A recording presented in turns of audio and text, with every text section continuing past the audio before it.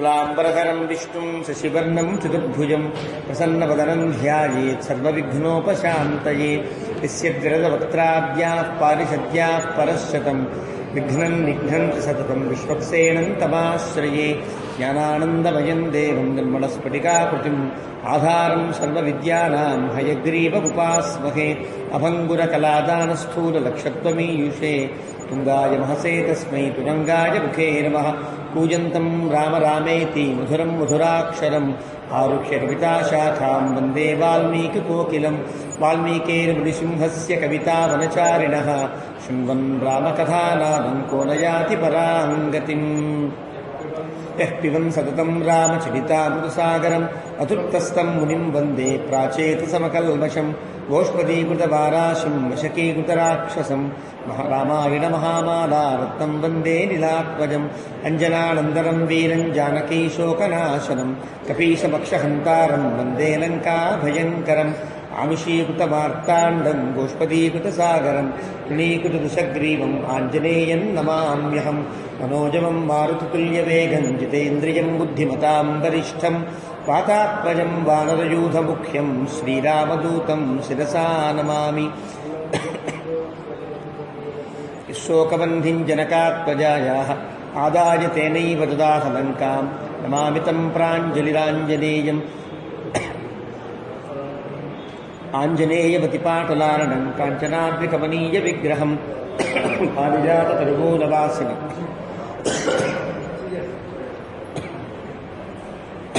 पारिजाततरुमूलवासिनं भावजामि पवमाननं यत्र यत्र रघुनाथं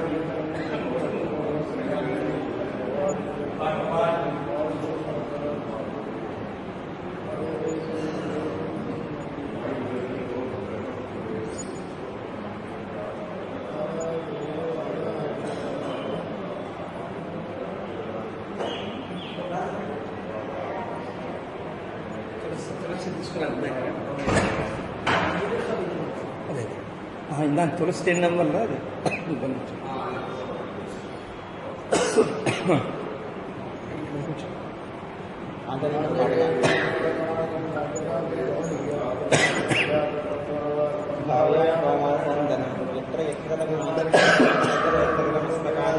బాష్పవారి పరిపూర్ణలోచనం మారుతిం నమత రాక్షసాంత వేదవేద్యే పరే పుంసీ జాతే దశరథాత్మజే వేద ప్రాచేతసాదాసీత్ సాక్షాత్ చరితం రఘునాథస్య శతకోటిప్రవిస్తరం శృణ్వన్ రామాయణం భక్త్యా యత్పాదం పదమేవ యాతి బ్రహ్మణస్తాన్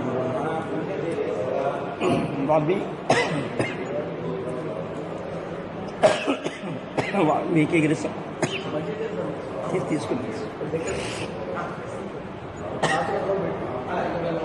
వాళ్ళు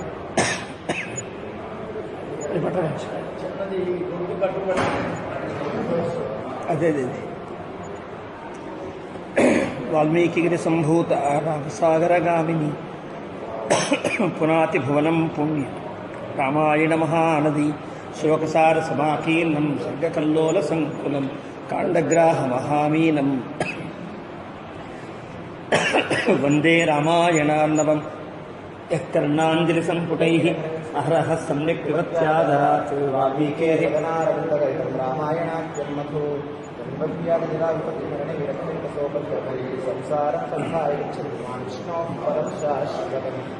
తదుపగత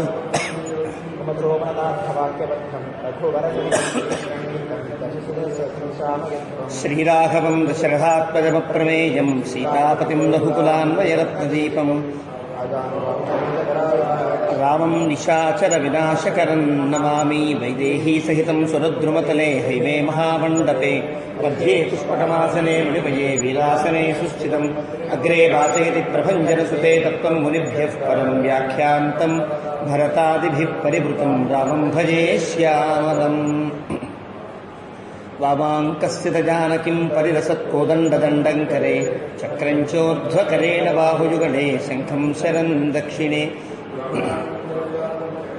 భద్రాద్రిబూద్ధిస్థితం కేయూరాది విభూషితం రఘుపతిం సౌమిత్రియుక్తం భజే తపస్వాధ్య ఆపదాముపహర్తారం దాతారం సర్వసంపదాం లోకాభిరామం శ్రీరామం భూయో భూయో నమామ్యహం. ధర్మాత్మా సత్యసంధశ్చ రామో దాశరథిర్యది.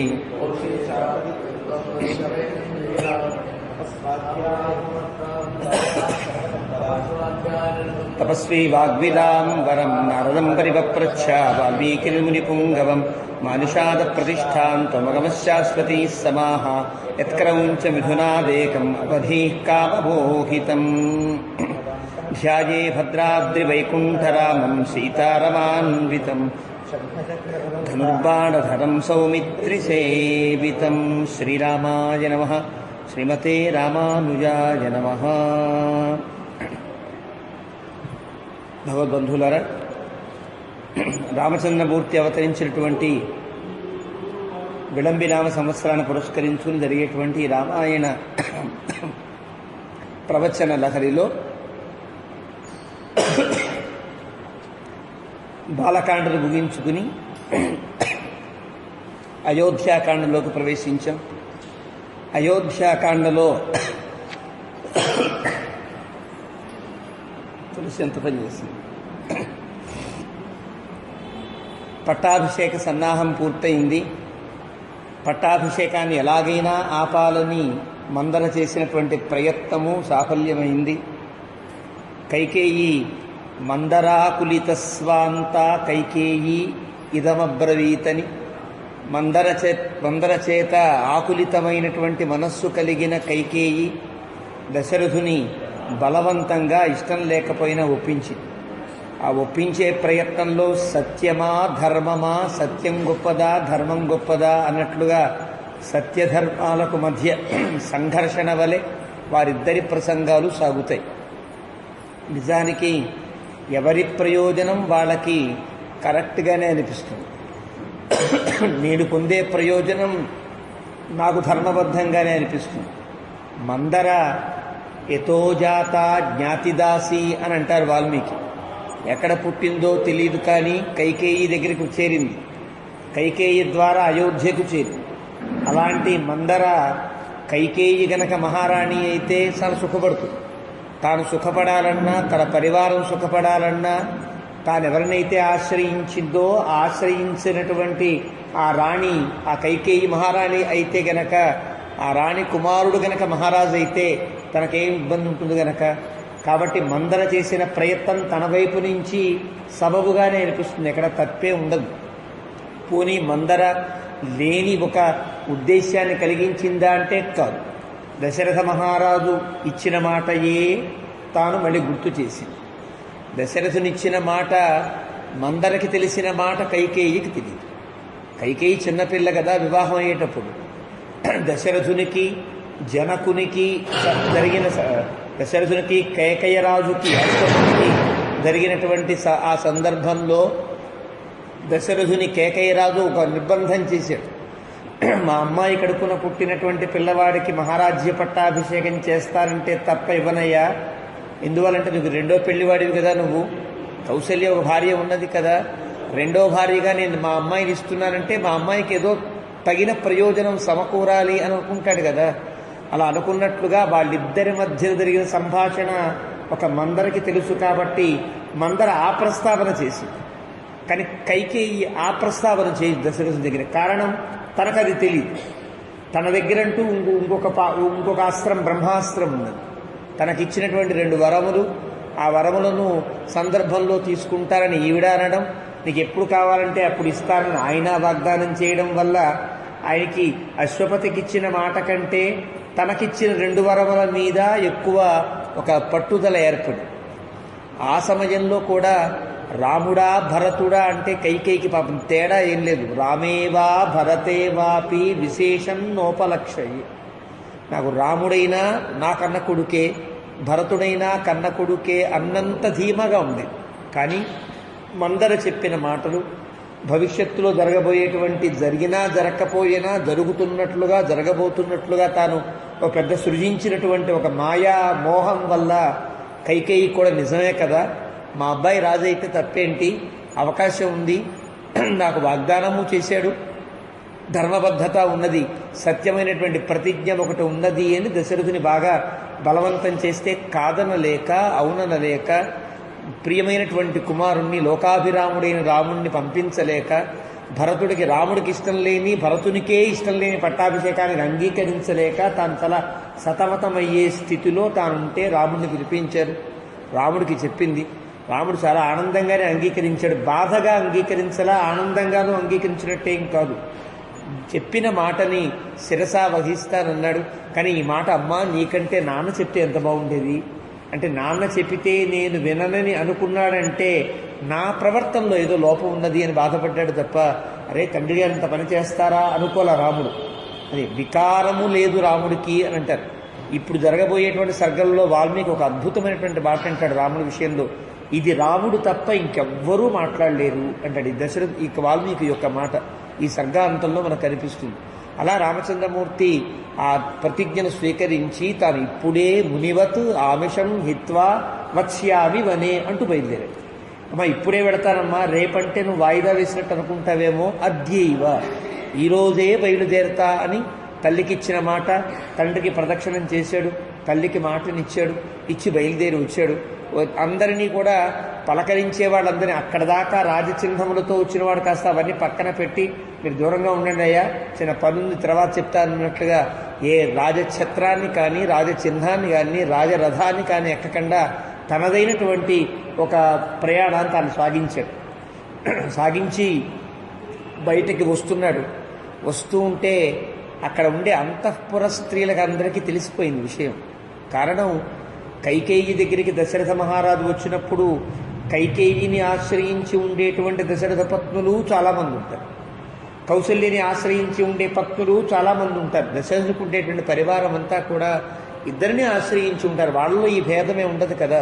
కౌసల్య అంటే కైకేయికి కోపం తప్ప కైకేయి అంటే కౌసల్యకి కోపం ఉన్నట్లుగా మనకు కనిపించదు. కానీ తర్వాత కౌసల్య యొక్క బాధలో మాట్లాడే మాటల్లో ఎంత పని చేసింది, అనుకున్నది సాధించింది కదా, ఇన్నాళ్ళు నన్ను ఎన్నో ఏడిపించినా ఎంతో అవమానపరిచినా ఎక్కడా నేను ఇబ్బంది పడలేదు, కానీ ఇంత ప్రయత్నం చేసిందే అని బాధపడుతుంది తప్ప కౌసల్య చాలా నిండు మనస్కురాలయే కనిపిస్తుంది. అంటే ఒక పరిణతి పొందినటువంటి ఒక పెద్ద ముత్తైదువులా అనిపిస్తుంది తప్ప ఎక్కడ కానీ తన సవతుల మీద కానీ తనకంటే ఆ ఇతరుల మీద కానీ ఎలాంటి ఈర్ష్యాసూయలు లేనటువంటి స్థితిలో ఉంటుంది. ఈర్ష్యాసూయలు లేని స్థితిలో ఉందంటే అన్నీ అనుభవిస్తోందా అంటే, తనకంటే చిన్నవారైన రాణులు పొందేటువంటి గౌరవాలు కూడా ఏం పొందకుండానే ఒక ఒక ఉత్తమమైనటువంటి ఒక బ్రాహ్మణ స్త్రీ వలె ప్రవర్తించింది అంటారు వేరే రామాయణంలో. అంటే బ్రాహ్మణ స్త్రీ వలె అంటే అర్థం ఎప్పుడు నోములు వ్రతాలు హోమాలు ఇవే తప్ప వేరే ఒక ఈ గుర్రం ఎక్కాలి, ఈ రథం ఎక్కాలి, ఇలా ఉండాలి, మంచి అవగుంఠితం చేసుకుని సభలోకి వెళ్ళాలి, ఇలాంటి పాపం ఆలోచనలే లేవన్నమాట కౌసల్యకి. అలాంటి కౌసల్యకి ముందు చెప్పాలి. తండ్రి యొక్క మాట ఇంది, తల్లిలాంటి తల్లి ఆజ్ఞాపించింది వెళ్ళమని. ఈ మాట ముందుగా చెప్పవలసిన వారెవరంటే ముందు కౌసల్య, తర్వాత సీతాదులు కదా రామచంద్రమూర్తికి. ఇంత విన్నాడు. రాముడిలో ఎలాంటి వికారము లేకుండా బయలుదేరాడు. లక్ష్మణస్వామి వెనకాలే ఉన్నాడు. లక్ష్మణుడు మాట్లాడవలసిన సందర్భం కాదు. నిజానికైతే లక్ష్మణస్వామి పేలిపోయి రాముడి గురించి ఎంతైనా చేయతగినవాడు. కానీ ఆ సందర్భంలో నిశ్చేష్టుడై ఉండిపోయాడు. అది ఏం జరుగుతోందో తెలియదా, అది కలయా నిజమా తెలియనటువంటి స్థితిలో లక్ష్మణుడు ఉండి జరిగిందంతా చూచాడు తప్ప జరిగిన దానికి ఎలా స్పందించాలో కూడా తెలియనటువంటి స్థితిలో తాను ఉండిపోయాడు. వచ్చాడు, వెనకాలకు వస్తుంటే రాముడు అందరినీ మెల్లగా మంచిగా పలకరిస్తున్నాడు. లోపలికి వచ్చేటప్పుడు ఎట్లా పలకరించాడో వెళ్ళేటప్పుడు అలాగే పలకరించుకుంటూ అందరినీ కూడా సానునయంగా మందహాసంతోనే పరిగణించుకుంటూ వెళుతున్నాడని మనకి 19వ సర్గను ముగించి వాల్మీకి 20వ సర్గలో ప్రవేశిస్తున్న మన అయోధ్యాకాండలో. తస్మింస్తు పురుష వ్యాఘ్రే నిష్క్రామతి కృతాంజలౌ ఆర్తశబ్దో మహాన్ యజ్ఞే స్త్రీణామంతఃపురే తదా.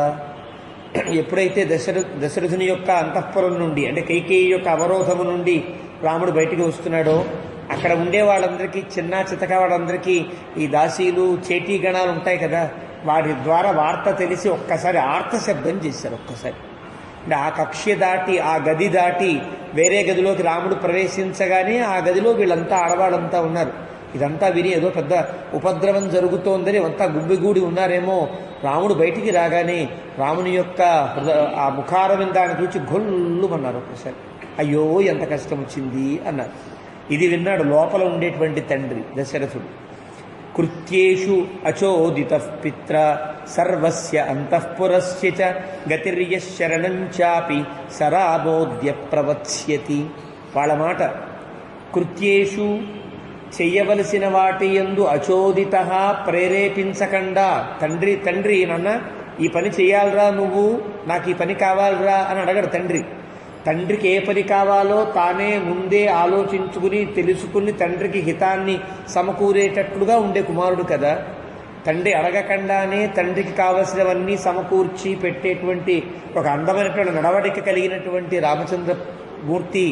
గతిర్య శరణంచాపి, ఈ అంతఃపురం మొత్తానికి కూడా ఒక దశరథునికి కాదు, తల్లులై ఉండేవారందరూ ఎంత చిన్నవారైనా ఎంత పెద్దవారైనా ఇతర దీనిలో వారికి ఉండేటువంటి జాతీయ కులీనత విషయంలో తక్కువ వారైనా ఎక్కువ వారైనా ఎవరి యందు కూడా తల్లి భావన తప్ప వేరే భావన లేకుండా ఉండే రాముడు, మా అందరికీ గతిలా ఉండే రాముడు. అలాంటి రాముడు సరామోద్య ప్రవత్స్యతి. అలాంటి రాముడు అడవికి వెళ్ళవలసిన అవసరం ఏర్పడిందా అంటే ప్రవత్స్యతి, ప్రవాసం గంతుమిచ్చతి. ప్రవాసమునకు వెళ్ళబోతున్నాడా, అడవికి వెళ్ళబోతున్నాడా అంటూ బాధపడ్డారు. కౌసల్యాయాం యథాయుక్తో జనన్యాం వర్తతే సదా తథైవ వర్తతే స్మాసు జన్మ ప్రభృతి రాఘవ. రాముడు పుట్టిన దగ్గర నుంచి కూడా, చిన్న పిల్లవాడై ఉన్నప్పటి నుంచి కూడా కౌసల్య యందు ఎలాంటి ప్రేమను చూపించాడో మా అందరి యందు అంతే ప్రేమతో ఉన్నాడే. అలాంటి రాముడు ఈరోజు అడవికి వెళ్ళవలసి వస్తుందా. సకృధ్యతి అభిషప్తోపి క్రోధనీయాని వర్జయన్ క్రుద్ధాన్ ప్రసాదయన్ సర్వాన్ స ఇతోద్య ప్రవత్స్యతి. ఒకవేళ పొరపాటుగా మన ఏదన్నా కొంచెం కోపంగా మాట్లాడినా కూడా తానేమాత్రం కోప్పడకుండా మన మీద ఎప్పుడు కూడా ఒకవేళ కోపగించిన వాడిని, అమ్మా నా మీద ఎందుకు కోపం వచ్చిందమ్మా, నేను తప్పు చేశానా అంటూ వాళ్ళని ఆ కోపాన్ని తగ్గించేటట్లుగా చేయగలిగిన వైశరథ్యం కలిగినటువంటి రామచంద్రమూర్తి ఈనాడు అడవికి వెళ్ళవలసి వస్తోంది అంటూ వాళ్ళంతా చాలా బాధపడుతూ మాట్లాడతారు. ఆ బుద్ధి బతనో రాజా జీవలోకం చరత్యయం యోగతిం సర్వభూతానాం పరిత్యజతి రాఘవం.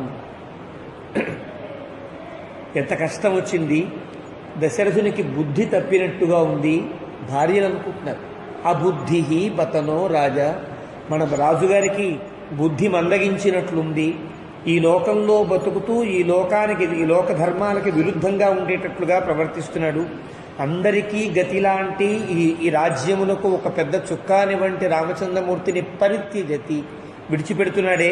ఇది కానీ బుద్ధి ఉన్నదా లేదా అని అనుకుంటున్నారు మనస్సులో. ఇది సర్వాః మహిష్యస్తాః వివత్సా ఇవ ధేనవః పతిం ఆచుక్రుషుశ్చైవ సస్వరంచాపి చుక్రుషుః. ఇలాగా వాళ్ళంతా కూడా సర్వాః మహిష్యః, దశరథుని పత్నులందరూ కూడా వివత్సా ఇవ ధేనవః, దూడలను పోగొట్టుకున్న ఆవులు ఏడిచినట్లుగా ఏడుస్తున్నారయ్యా. అంటే ఎవరికి వారికి రాముడు తన కుమారుడే అన్న భావన కలిగించేటట్లుగా రాముని ప్రవర్తన ఉన్నది. రాముని అట్లా వాత్సల్యంగా చూడగలిగే యోగ్యత వాళ్ళందరికీ ఉన్నది. అలాంటి వాళ్ళంతా కూడా రాముని దూరం అవుతూ ఉంటే దూడని కోల్పోయిన ఆవుల్లాగా ప్రచుక్రుషు బాగా గట్టిగా బాధపడుతున్నారు. పతిం ఆచుక్రుషు, భర్తను తలుచుకుని అరుస్తున్నారు.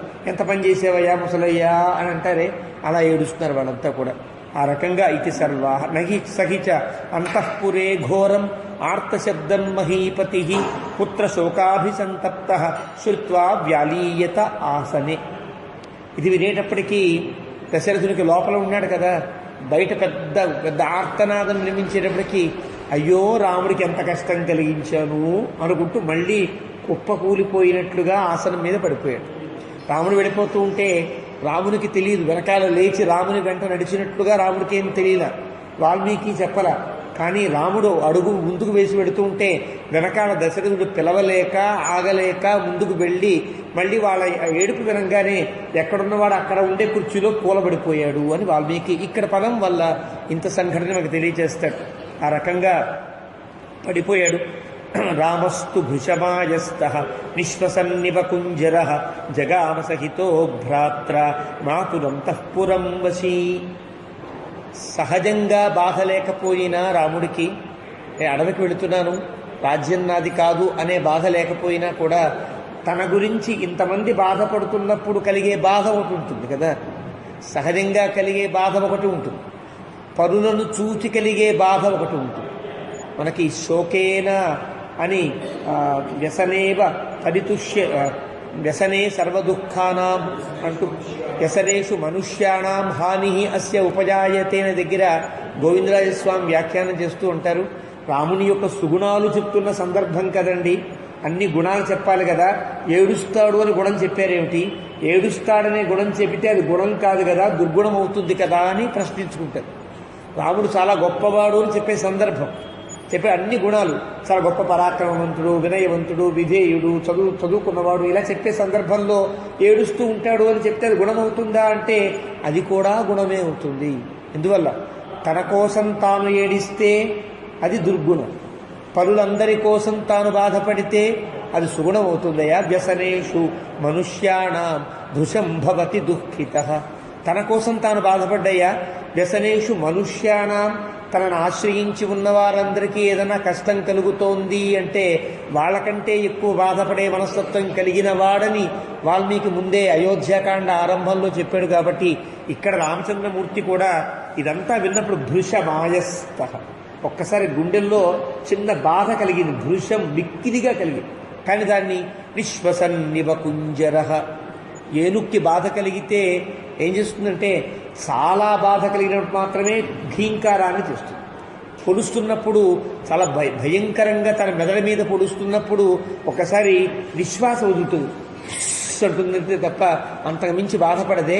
అలా రాముడు కూడా అంత బాధని కూడా ఒక్క నిశ్వాసంలో అయ్యో అనుకున్నట్లుగా ఒక నిశ్వాసాన్ని విడిచి ముందుకు సాగుతూ తల్లి యొక్క అంతఃపురం వైపుకి నడుస్తున్నాడు. అలా బయలుదేరి సోపశ్యతు పురుషం తత్ర వృద్ధం పరమపూజితం ఉపవిష్టం గృహద్వారి తిష్టతశ్చాపరాన్ బహూన్. అక్కడ తల్లి అంతఃపురం దగ్గర వెళ్ళేటప్పటికీ ఒక పూజనీయుడైన ఒక మహాత్ముడు కంచుకి అనేవాడు కనిపించాడు. అతను చాలా వృద్ధుడై ఉంటారు. వాళ్ళు వృద్ధులు జాగ్రత్తగా వాళ్ళకి ఏం కావాలో చూసుకునేటట్టుగా వాళ్ళకి కాపలాదారులుగా ఉంటారు. అలాంటి చూశాడు. పరమ పూజితం అంటాడు వాల్మీకి. అంటే రాముడు కూడా ఆ వృద్ధుడు ఎవడో తక్కువవాడు అనే అభిప్రాయం ఉండేది కదా, పరమ పూజితం, చాలా గొప్పగా వాడిని ఆదరిస్తాడు. అక్కడ ఉండేటువంటి కాపలాదారుని, అక్కడ ఉండేటువంటి గేటు దగ్గర ఉండేవాడిని కూడా చాలా పరమ పూజితంగా ఆదరించేటువంటి గుణం కలిగినవాడు రాముడు కావడంతో అక్కడ ఉండేటువంటి అతన్ని చూచాడు. అతని దగ్గరగా ఉండేటువంటి ఉపవిష్టం గృహద్వారి తిష్టతశ్చ అపరాన్ బహూన్, ఇంకా చాలామంది చేరారు. ఒకప్పుడైతే ఉండరు, కానీ పట్టాభిషేకానికి రాముడు సన్నద్ధమైతే తల్లి ఆశీర్వాదం కోసం వస్తాడు. రాముడిని ఎక్కడ దగ్గరగా చూడాలంటే అక్కడ దగ్గరగా చూస్తాడు. పెరుమాళ్ళు బయలుదేరారనుకోండి సేవకి, తిరువీధికి దేవుడు బయలుదేరితే ఎక్కడ గుంచుంటే దేవుడి దగ్గరగా చూడగలమో అక్కడక్కడ వెతుక్కుంటాం కదా. ఇక్కడ జనం బాగా ఉన్నారు, ముందుకు వెళదాం, అటే దేవుడు వస్తాడు కాబట్టి అక్కడ చూద్దాం అనుకుంటామే. అట్లా జనమంతా కూడా తల్లి ఆశీర్వాదం కోసం రాముడు కౌసల్యాభవనంకి వస్తాడు కాబట్టి అక్కడ కొంతమంది ఉందామని కొంత తెలివైన వాళ్ళు ఇక్కడికి వచ్చారు. అలా వాళ్ళందరినీ చూచాడు. వాళ్ళందరినీ తన యొక్క పలకరింపుతో కనుల చూపుతోనే పలకరిస్తూ రామచంద్రమూర్తి లోపలికి వెళుతూ ఉంటే దృష్ట్వైవతు తదా రామం తే సర్వే సహసోత్థితాః జయేన జయతాం శ్రేష్టం వర్ధయంతి స్మ రాఘవం. అక్కడ పెద్ద వాళ్ళంతా కూర్చుని ఉన్నారు. కౌసల్య అంతఃపురానికి బయట ఉండేటువంటి ఒక బాల్కనీలో కుర్చీలు వేసి వెయిటింగ్ హాల్ పెట్టినట్టుగా అప్పుడు ఆ నియమాలు అప్పటికీ ఉంటాయి కాబట్టి వాళ్ళంతా కూర్చున్నారు. వాళ్ళంతా గబవ రాముడు రాగానే ఇప్పుడు ఇంత హఠాత్తుగా ఎందుకు వచ్చాడో తెలియలా. రావలసిన వాడు రావాలి, మంగళవాద్యాలతో, తూర్యఘోషాలతో, రథాలతో, ఛత్రాలతో రావాలి కదా. అలాంటి రాముడు కాకుండా పాదాచారుడై రాముడు వచ్చినప్పటికీ సహసా ఒక్కసారి లేచి జయహో జయహో రామచంద్రమూర్తి అని వాళ్ళంతా జయధ్వానాలు చేశారు. జయేన జయతాం శ్రేష్టం వర్ధయంతి స్మ రాఘవం. అంటే నువ్వు బాగుండాలయ్యా రామా జయహో అంటూ రాముడికి జయధ్వానాలు పలికారు. ప్రవిశ్య ప్రథమాం కక్ష్యాం, మొదటి గది, రెండవ గది, మూడవ గది, అలా గదులు ఉంటాయి. కొన్ని గదిలో ఎవరెవరు ఏ గదిలో ఉండాలో వాళ్ళకి నియమాలు ఉంటాయి. వాళ్ళు ఆ గది దాటి లోపలికి రాకూడదు. వేరే వాళ్ళు ఆ రెండో గది దాకా వెళ్ళొచ్చు, రెండో గది వాళ్ళు మళ్ళీ మూడో గదిలోకి వెళ్ళడానికి వీల్లేదు. మూడో గదిలోకి వెళ్ళారంటే కౌశల్యకి చాలా ఆంతరంగికులైన వారే వెళతారు. ఈ నియమాలు అవరోధములు అంటారు.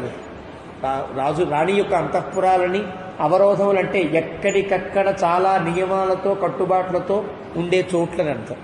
అలాగే మొదటి కక్షలోకి వెళ్ళేటప్పటికీ అక్కడ బ్రాహ్మణాన్ వేద సంపన్నాన్ వృద్ధాన్ రాజ్ఞాభిసత్కృతాన్ ప్రణమ్య రామస్తాన్ విప్రాన్ తృతీయాయాన్ దదర్శసః స్త్రియో వృద్ధాస్తదా బాలాః ద్వారరక్షణతత్పరాః వర్ధయిత్వా ప్రహృష్టాస్తాః ప్రవిశ్య చ గృహం స్త్రియః.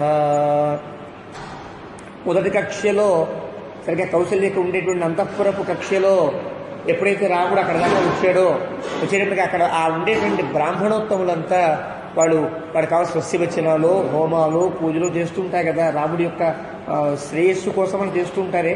వాళ్ళందరూ కూడా రాముడిని ఆశీర్వాదం చేశారు. వాళ్ళందరికీ నమస్కారం చేస్తూ ప్రణమ్య రామ తాన్ విప్రాన్ తృతీయ కక్షలోకి వెళ్ళాడు. అలా 2 కక్షలు దాటాడు. 3వ కక్షలోకి ప్రవేశించాడు. 3వ కక్షలో ప్రవేశిస్తే అక్కడ చాలామంది స్త్రీలు ఉన్నారు. కౌశల్యకు సంబంధించినటువంటి చాలా సంబంధ బాంధవ్యములు కలిగినటువంటి స్త్రీలు, వాళ్ళ పిల్లలు, బంధువులు ఉంటారు కదా, వాళ్ళంతా ఆ కక్షలో ఉన్నారు. వాళ్ళందరూ కూడా వర్ధయిత్వా ప్రహృష్టాస్తాః. రాముణ్ణి వర్ధయిత్వా అంటే నువ్వు వర్ధిల్లాలి వర్ధిల్లాలి అంటూ వాళ్ళు దీవించారు. అవన్నీ దాటుకుంటూ ఉంటే రాముడు వస్తున్నాడని వాళ్ళకి కౌశల్య దగ్గరికి నేరుగా వెళ్ళగలిగినటువంటి చదువు కలిగినటువంటి ఆడవాళ్ళ గౌరవ పరిగెత్తుకుంటూ వెళ్ళు, అమ్మ రాముడు వస్తున్నాడమ్మా అని చెప్పారు. న్యవేదయంతత్వరితాః రామమాతు ప్రియంతదా. కౌశల్య చాలా ఇష్టపడే వార్త కాబట్టి ఒకప్పుడు నియమంలో ఉన్నప్పటికి కూడా ఎవరైనా ఏమైనా వార్త చెప్పారనుకోండి, ఎంత దగ్గర వారైనా ఆగు ఇప్పుడు ఎదుగు కూర్చో లోపలికి అనే అవకాశం ఉంది.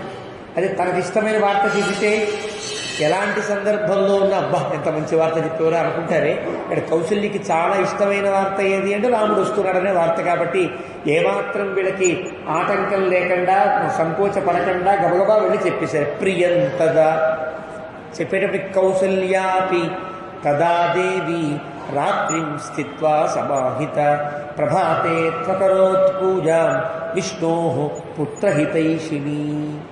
పాపం రాత్రి నుంచి ఆవిడ జాగారం చేస్తుంది. ఇంకా జాగారం అంటే చేయవలసిన నియమం ఏం లేదు ఆవిడకి, నిద్ర పడ్డల్లా. ఎప్పుడెప్పుడు తెల్లవారుతుందా, ఎప్పుడెప్పుడు రాముడు ఆ సింహాసనంలో కూర్చుంటే ఆ తలపాగా పెట్టితే లలాట పట్టాన్ని కనుక కడుతూ ఉంటే ప్రోక్షణ చేస్తుంటే చూద్దామా అని ఆశలో ఉన్నది. కాబట్టి పుత్రహితైషిణి అది జరిగేంత వరకు నేనేం చేయాలి, నిద్రపడ్డంలా కొడుకు శ్రేయస్సు కలగాలి కదా. ఏం చేస్తుందంటే విష్ణోః పూజ, తనకు నిత్యము ఆరాధించే మూర్తి ఒకడున్నాడు, శ్రీ మహావిష్ణువు యొక్క మూర్తి ఉన్నది.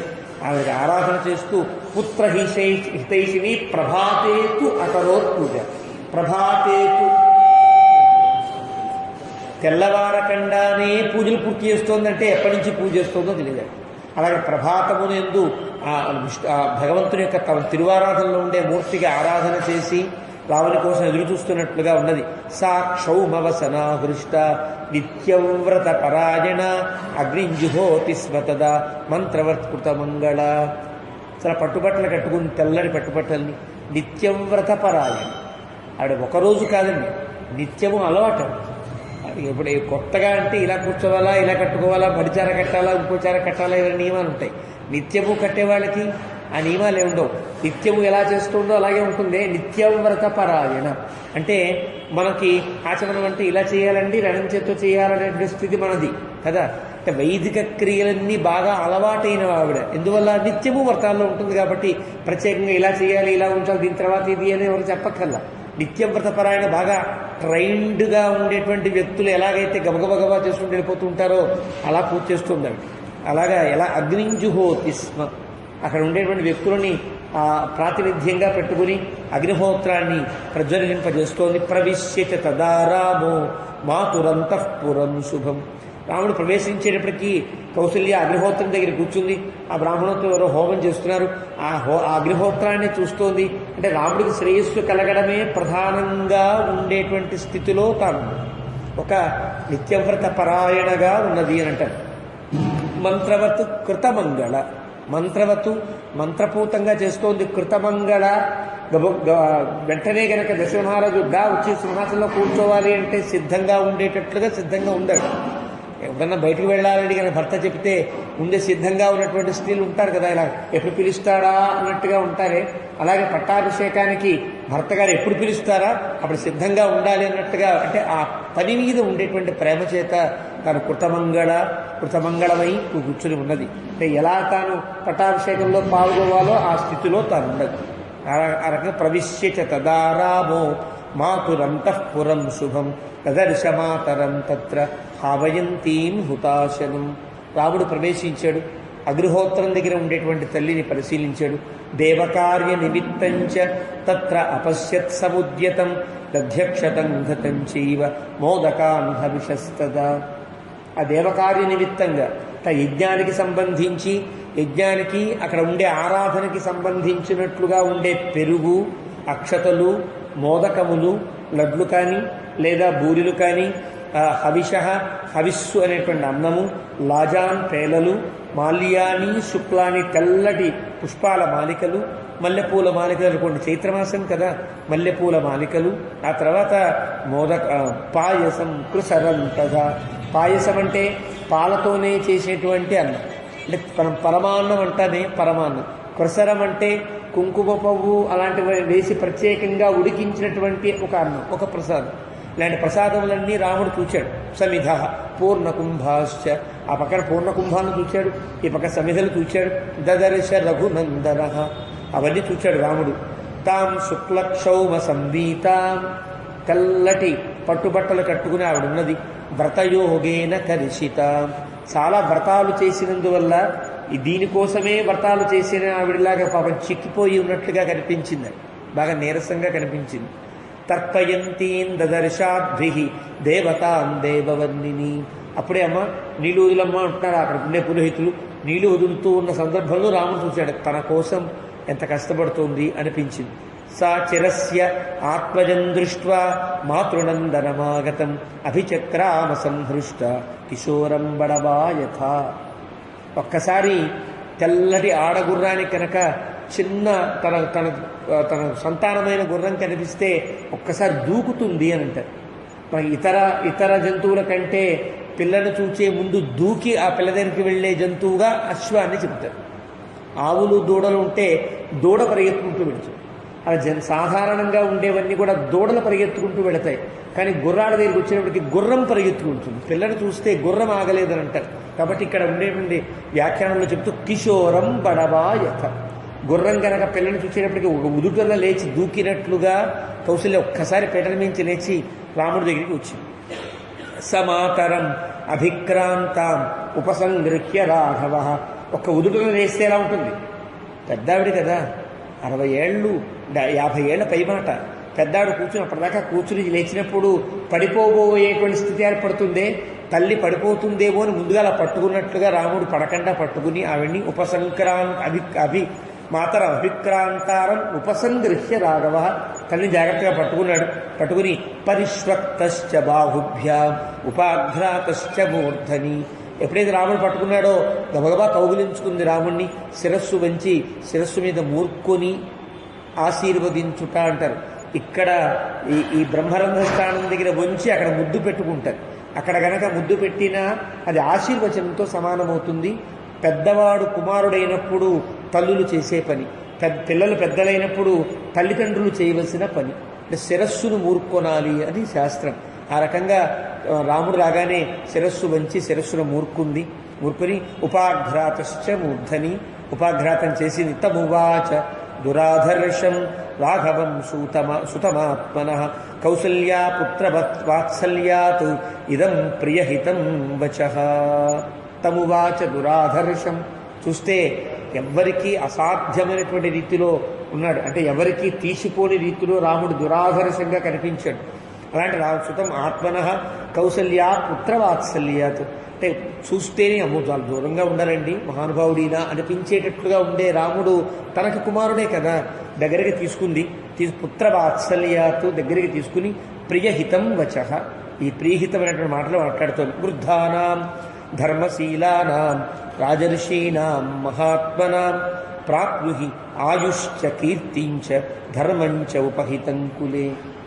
నాయన వృద్ధులు ధర్మశీలులు అనేటువంటి రాజఋషులందరూ మహాత్ములు ప్రాప్నుహి ఆయుశ్చ కీర్తించ, వాళ్ళందరి యొక్క ఆశీర్వచనములతో నువ్వు గొప్ప ఆయుర్దాయాన్ని పొందుతావు, కీర్తిని పొందాలి, ధర్మాన్ని పొందాలి. ఉపహితంచ కులే, మన యొక్క రాజవంశానికి ఒక అద్భుతమైనటువంటి హితాన్ని సమకూర్చేటట్లుగా నువ్వు పెరగాలయ్యా. సత్యప్రతిజ్ఞం పితరం రాజానం పశ్య రాఘవ. నాన్న చూడు నాన్న, మీ నాన్నగారు ఎంత మంచి పని చేశారో, సత్యప్రతిజ్ఞుడయ్యాడు. సత్యప్రతిజ్ఞ, రాముడిని పట్టాభిషేకం చేస్తానని చెప్పాడు పాపం కౌసల్యకి. ఎప్పుడో కౌసల్యకి ఒకే ఒక్క కోరిక, ఆవిడ జీవితం మొత్తంలో పెళ్ళైన దగ్గర నుంచి ఏం కోరిందో లేదో తెలియదు పాపం, ఏం కోరినట్టు ఏం కనిపించదు. ఆవిడే చెప్తుంది ఆ మాటలో, ఏమీ కోరడా, ఒక్కటే కోరింది, రాముడికి పట్టాభిషేకం చేస్తారా అని అడిగింది. చేస్తా కదా, నీకెందుకు అన్నాడు. ఆ మాట ఒకటి గుర్తుందాడు. మరి సత్యప్రతిజ్ఞ, ఇంతకించి రాముడు దశరథుడు కౌసల్య చెప్పవలసిన అవసరం ఏం లేదు, ప్రత్యేకంగా కౌసల్య అడగవలసిన అవసరమూ లేదు, జ్యేష్ఠుడు కాబట్టి. కానీ జ్యేష్ఠుడు తానైనా కైకేయి కుమారుడికి పట్టం కట్టవలసినటువంటి ఒక స్థితి ఉన్నదని కౌసల్యకి తెలుసు కాబట్టే పరిపంథిన అంటుంది ఒక దగ్గర. అంటే అమ్మయ్య నీకు అడ్డంకులు తొలగిపోయాయి రామా అంటుంది కదా ఇంతకుముందు. ఆ రకంగా ఇక్కడ ఉండేటువంటి స్థితిని బట్టి సత్యప్రతిజ్ఞ, నాతో ఒక్క మాట అన్నాడయ్యా మీ నాన్నగారు, ఆ ప్రతిజ్ఞ నెరవేర్చుకున్నాడయ్యా. రాజానం పశ్య రాఘవ, అలాంటి తండ్రి గారిని చూడన్నా ఎంత మంచి పని చేశాడు. అద్యైవ హిత్వాం ధర్మాత్మ యౌవరాజ్యేభిషేక్ష్యతి. ధర్మాత్మ అంటే ధర్మమును ఆశ్రయించి ఉన్నవాడు అని మనం ప్రత్యేకంగా చెప్పి, ధర్మమేదో మనకి కైకేయి దశరథ సంవాదంలో మనం విన్నాం కాబట్టి అలాంటి ధర్మాన్ని ఆశ్రయించి ఏది ధర్మమో తెలిసిన వాడినటువంటి దశరథుడు నీకు అద్యైవ ఈరోజు పట్టాభిషేకం చేయడానికి సిద్ధమయ్యాడు. దత్తమాసనమాలభ్య భోజనేన నిమంత్రిత మాతరం రాఘవ కించిత్ వ్రీడాత్ ప్రాంజలిరబ్రవీత్. అంత స్థితిలో కన్నా నీకోసం ప్రత్యేకంగా సింహాసనం తయారు చేశారు. ఇప్పటిదాకా రాముడు ఎక్కడో కూర్చునేవాడు, తల్లి ఒడిలో కూర్చునేవాడో, మామూలు కుర్చీలో కూర్చునేవాడో, కింద కూర్చునేవాడో తన ఇష్టం కదా. ఆ పిల్లవాడికి ఎలా ఉంటే అలా కానీ ఇప్పుడు రాముడు అలా కాదు, రాజు కదా. కాబట్టి రాముడు కూర్చోడానికి ప్రత్యేక సింహాసనం చేయించుకుందాడు. అన్నీ తయారు చేసి సింహాసనంలో అన్నీ అలంకరించి, నాన్న ఇదిగో సింహాసనం, ఇక్కడ కూర్చోవాలి, ఎక్కడ పడితే అక్కడ కూర్చోవడానికి వీల్లేదు, రాజు కదా అన్నట్లుగా సింహాసనం చూపిస్తే రాముడు నిజానికి కూర్చోవాలి, తల్లి చేసింది కదా అని. కానీ ఆమె చెయ్యి పెట్టి ఒకసారి మళ్ళీ లేచి నుంచుని రాముడు అంటున్నాడు, మాతరం రాఘవ కించిత్ వ్రీడాత్ ప్రాంజలిరబ్రవీత్. చిన్నగా సిగ్గుపడుతూ ప్రాంజలి నమస్కరిస్తూ రాముడు అంటున్నాడు, స్వస్వభావ వినీతశ్చ గౌరవాచ్య తదానత ప్రస్థితో దండకారణ్యం ఆప్రష్టుముపచక్రమే. అమ్మా నేను వీటి మీద కూర్చోకూడదమ్మా, ఇప్పుడు అడవికి వెళ్ళవలసినటువంటి అవసరం ఏర్పడింది, దాని గురించి నీ యొక్క అనుమతి తీసుకోవడానికనే వచ్చా అన్నాడు. స్వభావంగానే వినీతుడు, సహజంగానే వినయంగా మాట్లాడే రాముడు ఇప్పుడు మరింత వినయంగా మాట్లాడాల్సిన అవసరం ఉన్నది. కారణం అంటే మామూలు సాధారణ స్థితి కంటే భిన్నమైన స్థితి. ఇప్పటిదాకా తల్లికి పెద్ద కోరికలేం లేవు, ఆ కోరిక నెరవేరబోతోందనే దేశంలో పెద్ద ఒక లోకంలో తానుంది, ఆనందపు లోకంలో తానుందే. అలాంటి లోకంలో ఉండే తల్లిని తన యొక్క ప్రవర్తన ద్వారా కిందకి దింపుకోవాలి మెల్లగా. ఇక్కడ స్వభావ వినీతశ్చ, మళ్ళీ నత ఇంకా వినయంగా, అమ్మా అడవికి బయలుదేరాలి అని బయలుదేరుతున్నాను, నీ అనుమతి కావాలి కదా, అందుకు వచ్చాను. దేవి నూనం న జానీషే మహద్భయముపస్థితం ఇదం తవ చ దుఃఖాయ వైదేహ్య లక్ష్మణస్య చ. మా చిన్న ఇబ్బంది కలిగిందమ్మా, నీకు తెలియదు, ఇదంతా కూడా మహద్భయముపస్థితం, పెద్ద భయం కలిగింది. ఎవరికి? నీకు, సీతకు, లక్ష్మణుడికి, వీళ్ళందరికీ భయం కలిగినట్లుగా ఒక సందర్భం ఏర్పడింది. అదేమిటంటే గమిష్యే దండకారణ్యం కిమనేన ఆసనేనమే. దండకారణ్యంకి బయలుదేరే నాకు ఈ సింహాసనాన్ని దేనికమ్మా? విష్టరాసనయోగ్యోగి కాలోయం మాముపస్థిత. విష్టరాసనం మీద కూర్చోవాలి తప్ప ఇంకా సింహాసనం మీద కూర్చోకూడదు. విష్టరాసనం అంటే విష్టర విటపి దర్భ ముష్టి పీఠాద్యమాసనం అని నిఘంటు వచనం. విష్టరం అంటే ఒక చెట్టు, చెట్ల మీద అంటే చెట్లకి ఉండే కాడల మీద కూర్చోవాలి. లేదా దర్భముష్టి అంటారు, దర్భలను ఎక్కువ వేసి ఇక్కడ కూర్చోరా అంటారే, దర్భముష్టి అంటారు. రెండవది పీటలు తయారు చేసుకుంటాం, కూర్చోదగినటువంటి ఔదుంబర పీటలో ఇంకో పీటలో తయారు చేస్తారు కదా, అలాంటి పీటల మీద కూర్చోవలసిన స్థితి తప్ప దర్భల మీద చెట్ల కాండల మీద కూర్చునేటువంటి స్థితిలో నేను ఈ సింహాసనంలో కూర్చోవడానికి తగను. అలాంటి కాలం ఏర్పడింది. 14 వర్షాన్ని 14 ఏళ్ల పాటు వత్స్యామి విజనే వనే, నిర్జన ప్రదేశమైనటువంటి అడవిలో నేను ఉండవలసినటువంటి అవసరం ఏర్పడిందమ్మా.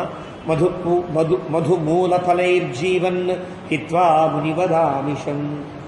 భోగ్య పదార్థాలేమీ తినకుండా మునులే తినేటువంటి కందమూలాలు, అక్కడ ఉండే తేనెలే తిని బతకవలసినటువంటి స్థితి నాకు ఏర్పడింది. భరతాయ మహారాజు యౌవరాజ్యం ప్రయచ్చతి. భరతునికి రాజుగారు రాజ్యం ఇవ్వాలని సంకల్పించారు. మాం పునర్దండకారణ్యే వివాసయతి తాపసం. నన్నేమో అడవిలో జాగ్రత్తగా మహామునిలా నువ్వు ఉండాలిరా అని చెప్పారు. సహ షట్చ అష్టౌచ వర్షాణి వత్స్యామి విజనే వనే ఆసేవమానో వన్యాని ఫలమూలైశ్చ వర్తయన్. ఒక తల్లి దగ్గర ఒక కుమారుడు ఎంత చదువు ఉంటుంది, ఎంత హృదయావిష్కారం చేయగలుగుతాడు. ఇతరుల దగ్గర గంభీరంగా ఉండగలడు కానీ తల్లి దగ్గర ఉండగలడు గంభీరంగా. తల్లి దగ్గర అమ్మా నువ్వు ఇంత కష్టంగా పెంచావు కదా, ఇలా అయింది అని కష్టం చెప్పుకోకపోతే ఎట్లా, జరగవలసింది చెప్పకపోతే ఎట్లా. ఇక్కడి నుంచి పూర్తిగా తను హృదయ ఆవిష్కారం చేస్తూ చెప్తున్నాడు. అమ్మా నాన్నగారు భరతుడికి రాజ్యం ఇచ్చారు, నన్ను అడవికి వెళ్ళమన్నారు. ఇక్కడి నుంచి నేను వన్యములైన అడవిలో ఉండేటువంటి కందమూలములే తిని ఉండవలసినటువంటి స్థితి.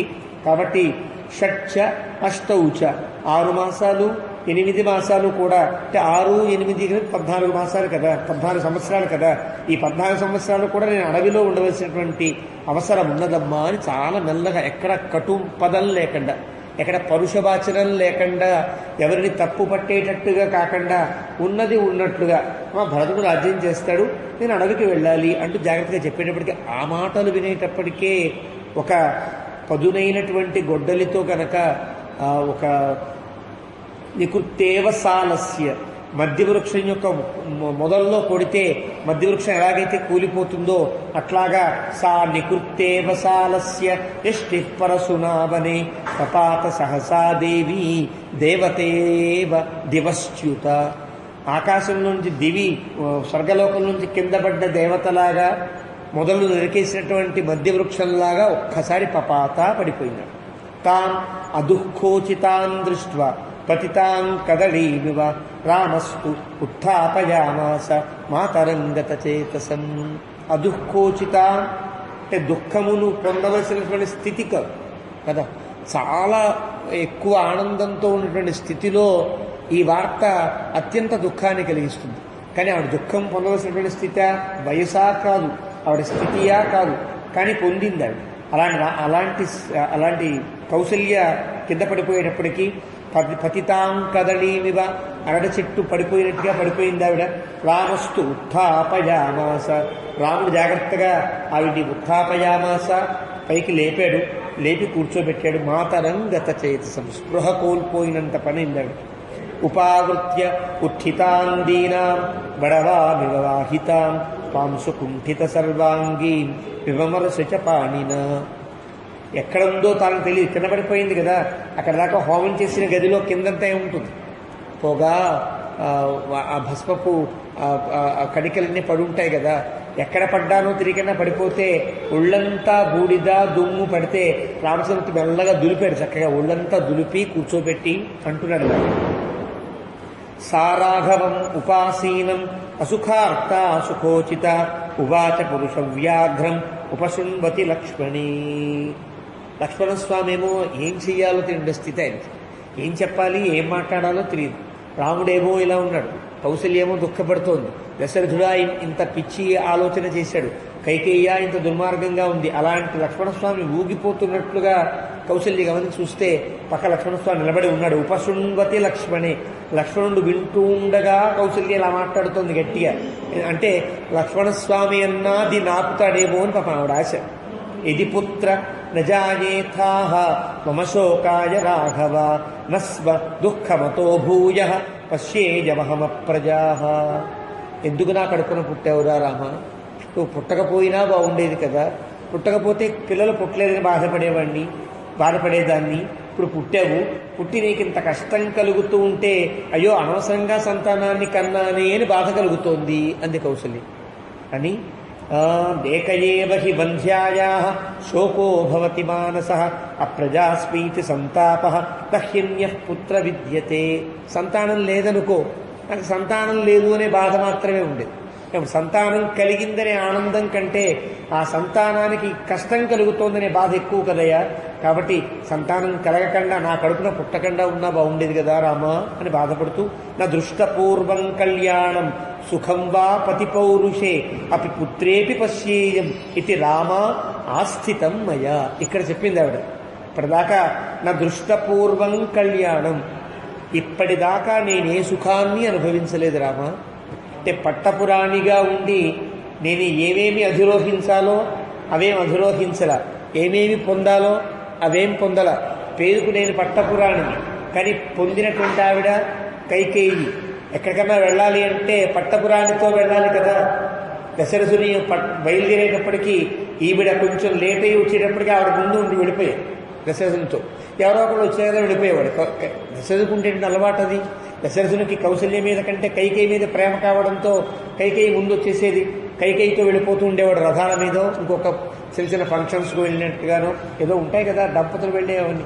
అవన్నీ నేను అనుభవించరా, కైకేయి అనుభవించింది. నా దృష్టపూర్వం కళ్యాణం, ఎలాంటి సుఖాన్ని పొందిన దాన్ని కానయ్య. సుఖం వా పతి పౌరుషే, సుఖం వా సుఖాలని పొందలే, ఈ రాజలాంఛనాలు పొందలా, అంటే గౌరవాలు పొందలా, కనీసం సుఖాన్ని కూడా పొందలేదయ్యా. అపి పుత్రేపి పశ్యి, ఎలాగో భర్త దగ్గర పొందలేకపోయా కదా, నా కుమారుడు రాజైతే రాజైన కుమారుడు పక్కన నేను నడుస్తూ ఉండే ఆ గౌరవం కూడా నాకు ఇప్పుడు నీ వల్ల కలుగుతుందేమో అనుకున్నాను. కానీ అపి పుత్రేపి పశ్యేయం రామ ఆస్థితం మయా. ఆస్థితం అంటే రెండు అర్థాలు. ఒకటి ఇలా ఉండిపోయానయ్యా అని ఒక అర్థం. ఆస్థా మయి వర్తత ఇది ఆస్థిత అహం. ఎంత కోరిక అంటే నువ్వు పట్టాభిషేకం చేసుకుని రాముడిలాగా రాజులా పెడుతూ ఉంటే నీ వెనకాల రాజమాతలా రావాలని ఎంతో కోరుకున్నాను. అది కూడా నేను పొందలేకపోతున్నాను. అహం సా బహూని అమనోజ్ఞాని వాక్యాన్ని హృదయచ్ఛిదాం అహం శ్రోష్యే సపత్నీనాం అవరాణాం వరాసతి. ఇక్కడ దాకా కైకేయి పేరెత్తకుండా పాపం గడిపింది, కానీ ఇంకెత్తలేకుండా ఉండలేకపోయింది. ఒక్కసారి సా అది చేసింది అంతా కూడా. అది సా అంటే ఆవిడ, ఆ కైకేయి చేసిందయ్యా. కైకేయి ఏం చేసింది? బహూని అమనోజ్ఞాని. ఇప్పటిదాకా నేనేమి మాట్లాడకపోయినా నన్ను ఎన్నెన్నో మాట్లాడి ఉంటాయి కదా. ఇద్దరు తయారవ్వాలనుకోండి, కౌశల్య తయారైతే ఈ ముసలిదానికి కూడా అలంకారాలు కావాలా అందనుకోండి, అది ఎంత కష్టంగా ఉంటుంది. దశరథుడు నిన్నేం ఆదరించడు, నువ్వు ఎంత అలంకారం చేసుకున్నా ఎన్ని ఆభరణాలు దిగేసుకున్నా నన్నే తీసుకువెడతాడు అందనుకోండి, ఆ భార్యకి ఎట్లా ఉంటుంది? ఇలాంటి అమనోజ్ఞాని అంటే మనస్సుకి వినకూడని మాటలు ఆవిడెన్నో నన్ను మాట్లాడింది ఇంతవరకు, అవన్నీ సహించాను. హృదయచ్ఛిదాం, గుండెని కోసేలాంటి మాట. పెద్దగా తిట్టక్కర్లేదు. ఎక్కడ ఆవిడ ఏ కోరిక కోరుకుంటోందో ఆ కోరిక దగ్గర దాన్ని కట్ చేస్తే చాలు కదా, ఒక్కసారి గుండె చీలినట్టుగా అనిపిస్తుంది. హృదయచ్ఛిదాం, అలాంటి హృదయాన్ని కోసేటువంటి మాటలు ఎన్నో మాట్లాడింది ఆవిడ.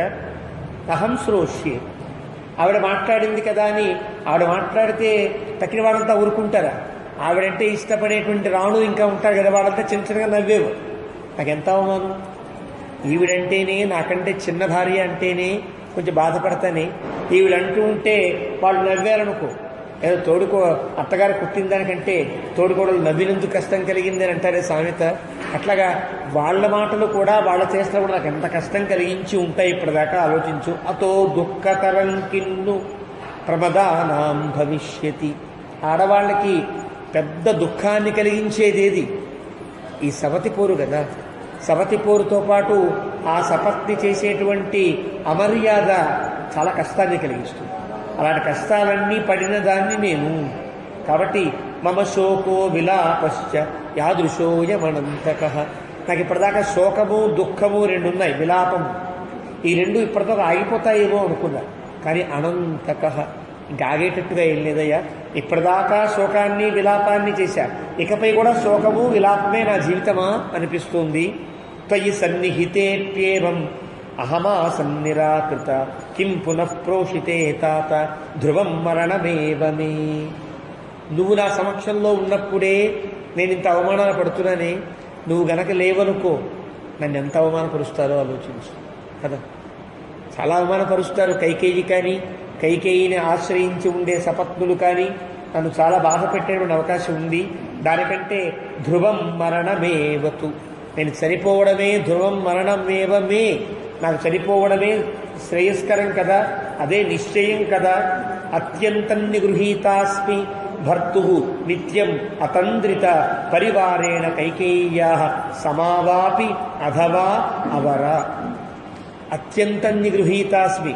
కొని మీ నాన్నగారు ఏమన్నా నన్ను ప్రేమగా చూచారా అంటే నిగృహీతాస్మి, నన్ను ఎప్పుడు కూడా అక్కడ ఉండి చాలే, ఇక్కడ దాకా ఎద్దు నువ్వు అక్కడే కూర్చో అంటుండు. కైకేయిని దగ్గర కూర్చొని పెట్టుకునేవారు. నేను వస్తుంటే అక్కడ కూర్చో బాగానే ఉంటుంది అనేవాడు. నిగృహీతాస్మి. దశరథుడు ఎప్పటికప్పుడు నన్ను కంట్రోల్ చేస్తూనే వచ్చాడు. ఒకవేళ కైకేయి మీద నేను కోప్పడాలనుకున్నప్పటికి కూడా తెలియని స్థితిలో మాట్లాడు అనేవాడు. ఆగేది అంటే కైకేయితో మళ్ళీ మాటకి మాట మాట్లాడే అవకాశం నాకు లేదు. కైకేయిలా కూర్చుని పక్కన ఉండేటువంటి స్థితి నాకు లేకుండా నిగృహీతాస్మి భర్తు నిత్యం అతంద్రిత. ఆయన చెబితే ఆయన మాటకు విలువిచ్చి ఏ రకమైనటువంటి మనస్సులో కూడా భావన లేకుండా అలా నేను జాగ్రత్తగా నా యొక్క అధీనంలో నేనున్నానే. పరివారేణ కైకేయ్యా సమావా అపి అధవా అవర. ఇక్కడ తన కష్టాన్ని కలిగజేసింది. నేను పట్టపురాణినై ఉండి కూడా నన్ను కైకేయితో సమానంగా చూచేవాడు మీ నాన్నగారు. ఎప్పుడు కూడా అప్పుడప్పుడు కైకేయి కంటే ఇంకా చిన్న చిన్న భార్యలు నాకంటే చాలా తర్వాత ఉండేటువంటి వారితో కూడా కంటే తక్కువగా చూసేవాడయ్యా. ఎంత బాధపడేదాన్ని అంటే నేను పట్టపురాణి, కానీ నేను కైకేయితో సమానమైన గౌరవాన్ని పొందల, తర్వాత ఉండే భార్యలు పొందే గౌరవాన్ని కూడా పొందలేని స్థితిలో నేను యోహిమాం సేవతే కశ్చిత్ అథవాప్యనువర్తతే కైకేయ్యా పుత్రమన్వీక్ష్య స్వజనో నాభిభాషతే. ఇప్పటికే నేను చాలా ఒంటరిదాన్ని. నీ మీద ప్రేమతోనో నా మీద జాలితోనో కొంతమంది నేనంటే ఇష్టపడుతున్నాను. ఇప్పుడు కనుక కైకేయి రాజమాత అయ్యి భరతుడు రాజైతే కనుక కైకేయ్యా పుత్రమన్వీక్ష్య, భరతుడు రాజు కాబట్టి ఇంకా కౌశల్ని పట్టించుకోవాల్సిన అవసరం లేదని నా దగ్గర ఉండేవాడు కూడా నన్ను ఈసడించి ఛేదరించి నా నుండి వెళ్ళిపోతే నేనేం కానయ్యా అంటే ఎంత బాధపడుతుందో చూడండి ఆ ముసలావిడ పాపం. నిత్య క్రోధతయా తస్యాః కథన్ను ఖరవాదితత్ కైకేయ్యా వదనం ద్రష్టుం పుత్ర శక్ష్యామి దుర్గత.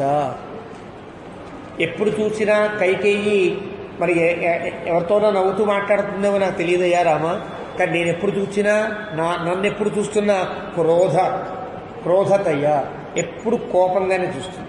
ఖరవాది ఇప్పుడు కోపంగా చూస్తే పర్వాలా, ఎప్పుడు చీటికి మాటికి చిన్న చిన్న మాట్లాడుతూ ఉంటారే, అలా పొల్లవిరుపు మాటలు అంటారే, ఖరవాది పొల్లవిరుపు మాటలతో నన్ను కష్టపెడుతూ ఉంటుంది ఆవిడ కైకేయి. అలాంటి కైకేయి యొక్క ముఖం ఇప్పుడు నేను చూడాలంటే ఎంత కష్టం వచ్చింది. శిక్ష్యామి దుర్గత, చాలా నేను చూడడానికి తగనయ్యా. దశ సప్తచ వర్షాణి తవ జాతస్య రాఘవ. రామా ఇప్పుడు నువ్వు పుట్టి 17 ఏళ్ళు అయిందయ్యా అంది. 17 ఏళ్ళు లెక్క సరిపోతుందా? రాముడు 12 ఏళ్ల వయసులో సీతా కళ్యాణం చేసుకున్నాడు. 12 ఏళ్ల తర్వాత 12 ఏళ్ళు సుఖంగా ఉన్నారు అయోధ్యలో. 12 ఏళ్ల తర్వాత మాట అంటే 25వ సంవత్సరం కదా రాముడికి. కౌసల్య ఏమంటోంది, నీకు 17 ఏళ్ళు వచ్చాయి అప్పటికి అంది. ఎందుకంది అని ప్రశ్నిస్తారు వ్యాఖ్యాతలు. ఎందుకంటుందండి అంటే కౌసల్య పూర్తిగా వ్రతపరాయణ అంటారు, అంటే వైదికమైన క్రియల యందు వైదికమైనటువంటి ధర్మాచరణ యందు పూర్తి లగ్నము కలిగిన మనస్సు కలిగింది. రాముడు ఎప్పుడు పుట్టాడు తెలుసిన, ఉపనయనం అయితే పుట్టినట్టు లెక్క. ద్విజన్మత్వం సిద్ధించింది అంటే రాముడికి ఉపనయనం అయిన దగ్గర నుంచి, కానీ రాముడికి ఉపనయనం అయిన దగ్గర నుంచి లెక్క పెడితే సరిగ్గా 25వ సంవత్సరం. అంటే ఉపనయనమే నీ పుట్టుకగా భావించగలిగే ధార్మిక ప్రవృత్తి కలిగింది. ఇప్పుడు మనకు ఎంతమందికి ఉంటుంది? నీకు ఎన్నేళ్ళు అంటే నేనేమంటాను, 50 ఏళ్ళు చేయండి, 49 వచ్చాయంట అంటాం, అంతేనా? కానీ ఎప్పుడు చెప్పాలి, నాకు ఎప్పుడైతే పెద్దజీవి స్వామి లాంటి మహానుభావులు సమాశ్రయాన్ని అనుగ్రహించి మంత్రం చెప్పారో ఆనాడు నేను పుట్టానని చెప్పాలి. చెప్పగలనా? చెప్పాలని వస్తుందా? రాగల. అంటే ఎప్పుడు ద్విజన్మత్వం సిద్ధించిందో అప్పటి నుంచే నా పుట్టుక అని భావించగలగడం అనేది ఎంతో ధార్మిక పరిణతి ఉంటే తప్ప జరగదు. అంటే కౌసల్య ఎంత పరిణతి పొందిందో ఈ మాట వల్ల తెలుస్తుంది అంటారు పెద్దవాడు. అంటే నువ్వు పుట్టి 17 ఏళ్ళు అయిందయ్యా అంటే ఉపనయనమైన దగ్గర నుంచి నీ ధార్మిక ప్రవృత్తి 17 ఏళ్ళు అయింది అంటున్నాడు. కాబట్టి దశసప్తచ వర్షాణి తవ జాతస్య రాఘవ అసితాని ప్రకాంక్షంత్యా మయా దుఃఖ పరీక్షయం. 17 ఏళ్లుగా నేను ఇలా చూస్తున్నానే, కానీ ఇప్పుడు మళ్ళీ నేను కష్టాలను మళ్ళీ చూడవలసి వస్తోంది. కొన్ని కొత్త కష్టాలని అక్షయం మహద్దుఃఖం నోత్సహే సహితం చిరం. ఇంకా నేను కష్టాలు భరించలేను రామ. విప్రకారం సపత్నీనాం ఏవం జీర్ణాపి రాఘవే. ఎంత జీర్ణమైపోయాను, ఎంత వయసు వచ్చింది నాకు. ఇంత వయసులో మళ్ళీ ఇంకా సవతి పోర్లు సవతుల బాధలు పడాలా నేను?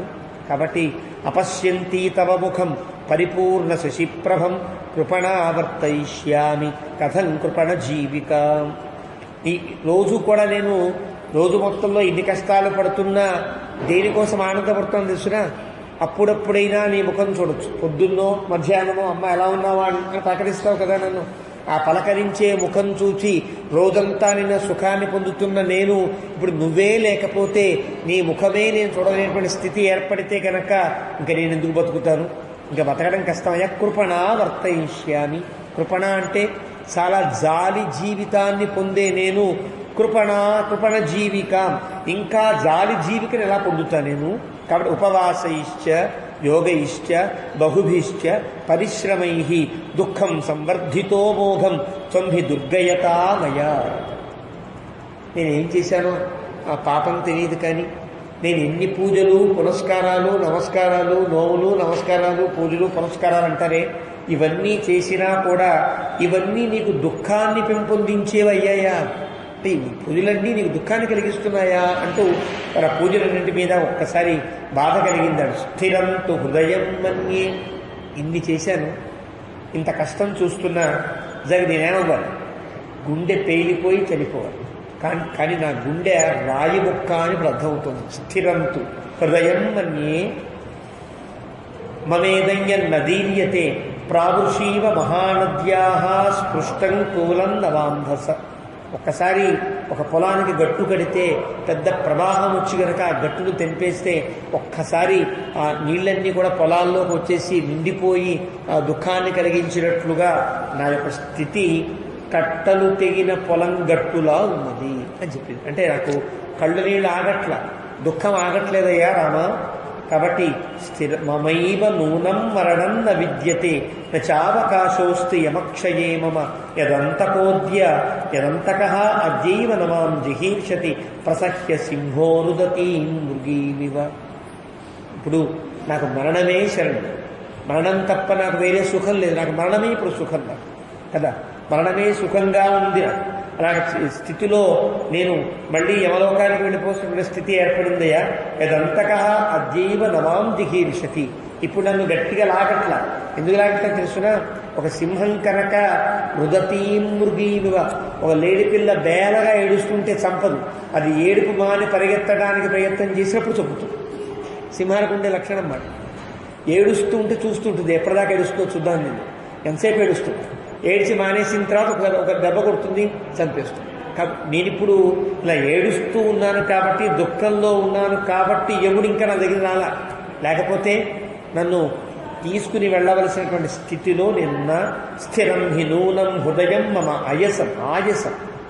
నా గుండెని భగవంతుడు బ్రహ్మదేవుడు ఏదో మామూలుగా ఉండే చర్మాలతోనో నారులతోనో కట్టివలేదయ్యా. అయస్కాంతం ఒక ఇనుముతో కట్టించినట్టు ఆయాసం మమ హృదయం. ఇనుము ముక్కలాగా నా గుండె ఉన్నది. న భిద్యతే యద్భువిన అవధీర్యతే అనేన దుఃఖేన చ దేహమర్పితం ధ్రువం హి అకాలే మరణం న విద్యతే. అలాంటి గుండె ఇనప గుండె కాబట్టే నాకు ఇంకా చావు రావట్లా, గుండె పగలట్లేదయ్యా. ఇదంతు దుఃఖం యదనర్థకాని మే వ్రతాని దానాని సంయమాశ్చహి తపశ్చ తప్తం యదపత్య కారణాతు సునిష్ఫలం బీజ విభోక్తమోషరే. ఎన్ని తపస్సులు చేశా, ఎన్ని నోములు ఆచరించా, ఎన్ని వ్రతాలు ఆచరించి నిన్ను కన్ను. కానీ కంటే ఎలా అయిందంటే విత్తనాన్ని సంపాదించి ఒక భూమిలో వేసిన సమయంలో అది ఊషర క్షేత్రంలో ఎలాగైతే విత్తనం వేస్తే మొక్క మొలవదో అలా నా తపస్సులు, నా వ్రతాలు, నా నోములన్నీ కూడా ఊషర క్షేత్రంలాగా అయిపోయాయి. అంటే విత్తనం నాటితే ఫలించేటువంటి అవకాశం లేనటువంటి చౌట భూమిలాగా నా వ్రతాలు, నా నోములన్నీ కూడా నిష్ఫలమైపోయాయి. సునిష్ఫలం, బాగా నిష్ఫలమైపోయాయి. యది అకాలే మరణం స్వయేచ్ఛయా లభేత కశ్చిత్ దుఃఖకర్షితః గతాః మధ్యేవ పరేత సంసదం వినా త్వయా ధేనురివాత్మజేన వై. అకాల మరణం కూడా స్వయేచ్ఛయా, నేను కోరుకుంటే మరణం వచ్చేటట్టుగా కూడా నాకే ఉన్నటువంటి స్థితి కలిగిన దానికి కాను కదా. కానీ హృదయమా పగలదు, కోరుకుంటే చావా రాదు. అలాంటి స్థితిలో నిన్ను విడిచి నేను ఉండలేను. కాబట్టి నీతోనే నేను ఉంటా. ఎలాగ వినాత్వయ ధేను ఇవ ఆత్మజేనవై. ఆవెలాగైతే దూడని విడిచి ఉండలేకుండా బాధపడుతూ ఉంటుందో నిన్ను విడిచి ధేనువు లాంటి నేను కూడా ఉండలేను. తథాపి కిం జీవిత మధ్యమే వృధా, నా జీవితం అంతా వృధా. త్వయా వినా, ఎప్పుడు నీవు లేకపోతే, భర్త లేకపోతే, లేదా రాజ్యం లేకపోతే, సుఖాలు లేకపోతే, గౌరవాలు లేకపోతే కాదు. త్వయా వినా, నీవు గనక దూరమైతే నా జీవితము వృధా. చంద్ర నిభానన ప్రభ, కష్టపడేటువంటి బాధలో ఉండే వాళ్ళందరికీ చంద్రుడు ఎలా అయితే ఆహ్లాదాన్ని ఇస్తాడో ఈ యొక్క ముఖము నాకు ఆనందాన్ని ఇస్తుందయ్యా. అనువ్రజిష్య, ఒకటి అంగీకరించు, నీతో పాటు నేను కూడా అడవికి వస్తా. వనం త్వయైవ గౌకు, ఒక ఆవు దూడని అనుసరించినట్లుగా. సుదుర్బల వత్స నివానుకాంక్షయ, సుదుర్బల అంటే దూడని విడిచి ఉండలేని ఆవు, దుర్బలమైనటువంటి ఆవు ఎలాగైతే దూడ వెనకాలే వెళ్ళిపోతుంది. కొన్ని ఆవులకి కొంచెం గుండె ఉండి మళ్ళీ వస్తుందే దూడ అనుకుంటుంది, కానీ ఆ సుదుర్బల, దూడని విడిచి ఉండలేని ఆవు వలె నీ వెనకాలే నేను వస్తా. ధృషభ సుఖమవర్షిత తదా బహువిలలాప సమీక్ష్య రాఘవం వ్యసనముపనిశామ్య సామహతు సుతమివ బద్ధమవేక్ష్య కిన్నరీ. అలాగ చాలా దుఃఖపడుతూ నిమర్దితురాలి, అమర్షిత, సహించలేటువంటి స్థితిలో బహువిలలాప. చాలా ఇవన్నీ కూడా మనం మాటలుగా చెప్పుకున్నాం, కానీ అంభోరున ఏడుస్తూ ఇవన్నీ అంటూ అనమాట. బహువిలలాప, చాలా బాధపడుతూ, సమీక్ష రాఘవం, రాముడిని చూస్తూ, వ్యసనం ఉపనిశామ్య, తనకుండే కష్టాన్ని బాగా విడిపిస్తోంది అంటాడు వాల్మీకి. ఎవరికి వినిపిస్తుంది? రాముడికి కాదు. త్వయి లక్ష్మణి శృణ్వతి లక్ష్మణి అని ముందే చెప్పాడు. కౌశల్య మాటలకు ముందు లక్ష్మణస్వామి వింటాడు. లక్ష్మణుడు అంటే ఆవిడకి అమితమైనటువంటి విశ్వాసం ఉంది, ఏదో చేస్తాడు వీడు ఏదో చేసి రాముడిని ఇక్కడ ఉంచేస్తాడు అనే ధైర్యం. ఉపనిశామ్య సామహతు సుతమివ బద్ధమవేక్ష్య కిన్నరీ. ఆ రకంగా ఒక కిన్నరీ స్త్రీలాగా చాలా బాధపడుతూ రామునికి తన యొక్క బాధని వెల్లడించింది అంటూ 20వ సర్గ ముగించాడు. అయోధ్యాకాండ అంతా కూడా ఇలాంటి సందర్భాలతో, ఇలాంటి సంభాషణలతో సాగేది. కాబట్టి అక్కడ ఉండే పాత్ర యొక్క ఔచిత్యాన్ని గుర్తించి, ఏ పాత్ర ఎలా ఉంటుందో తెలియాలి మనకి. అంటే ఆనాటి యొక్క అంతఃపురంలో కూడా దశరథుడు చాలా గొప్ప రాజు, గొప్ప ధర్మాత్ముడు. కానీ అతనికి భార్యలు ముగ్గురున్న కైకేయి మీద అత్యంతమైనటువంటి ప్రేమ. మరి కైకేయి మంచిదా అంటే, కైకేయి తనని తప్ప ఇంకెవ్వరిని దశరథుడు ప్రేమిస్తున్నా ఓర్వలేనటువంటి స్థితి కలిగినదా. కానీ పెద్ద భార్య కూడా కొంచెం మొండిదా, గట్టిగా మాట్లాడేదంటే కాదు. ఎప్పుడూ కూడా వినయంగా, సౌమ్యంగా ఉండేటువంటి సత్యభామ, రుక్మిణి స్థితి లాంటి స్థితే కదా ఇక్కడ కూడా ఉన్నది వాడికి. అలాంటి స్థితిలో ఉంటుంది. అలాంటి స్థితిలో ఉండే ఆవిడ మీద మనస్సులో ఎంత ప్రేమ ఉన్నా ప్రకటిస్తే ఏం కొంప మునిగిపోతుందో అని భయంలో ఉండేటువంటి పాత్ర దశరథుడు. కానీ తనని తప్ప కౌశల్యని ఎప్పుడు కూడా గౌరవించడానికి వీల్లేదనే మొండి పట్టుదల, ఒక అవలిప్తత కలిగినటువంటి ఆవిడ కైకేయి. ఇలాంటి స్థితి. ఈ రెండు నాకు అక్కర్లా, కౌశల్య చాలా మంచిది కాబట్టి కౌశల్యని అనుసరిస్తానంటూ ఉండే భార్య ఒక ఇలాంటి స్థితి ఆ కుటుంబంలో. కాబట్టి రాముడు ఎంత బ్యాలెన్స్గా నడిపాడో తెలుస్తుంది. తన తల్లిని చాలా అవమానపరిచే కైకేయిని కూడా తల్లంత ప్రేమించగలిగే స్థితిలో తాను ఉన్నాడంటే అర్థం దశరథుడికి ఇష్టం, తండ్రికి ఇష్టం. తర్వాత మాటలో రాముడు చెప్తాడు, తండ్రికి ఇష్టమని, తండ్రి మాట అని తండ్రికి కష్టం కలగకూడదని, తండ్రి మాటే శిరోధార్యమని, తండ్రి ధర్మస్వరూపుడని, తండ్రి తప్ప అమ్మా నువ్వు కూడా రెండో ఆవిడవమ్మా నాకు తండ్రే ముఖ్యము అని కౌశల్యతో చెప్పేంత తండ్రి ప్రేమ కలిగిన వాడు కాదు.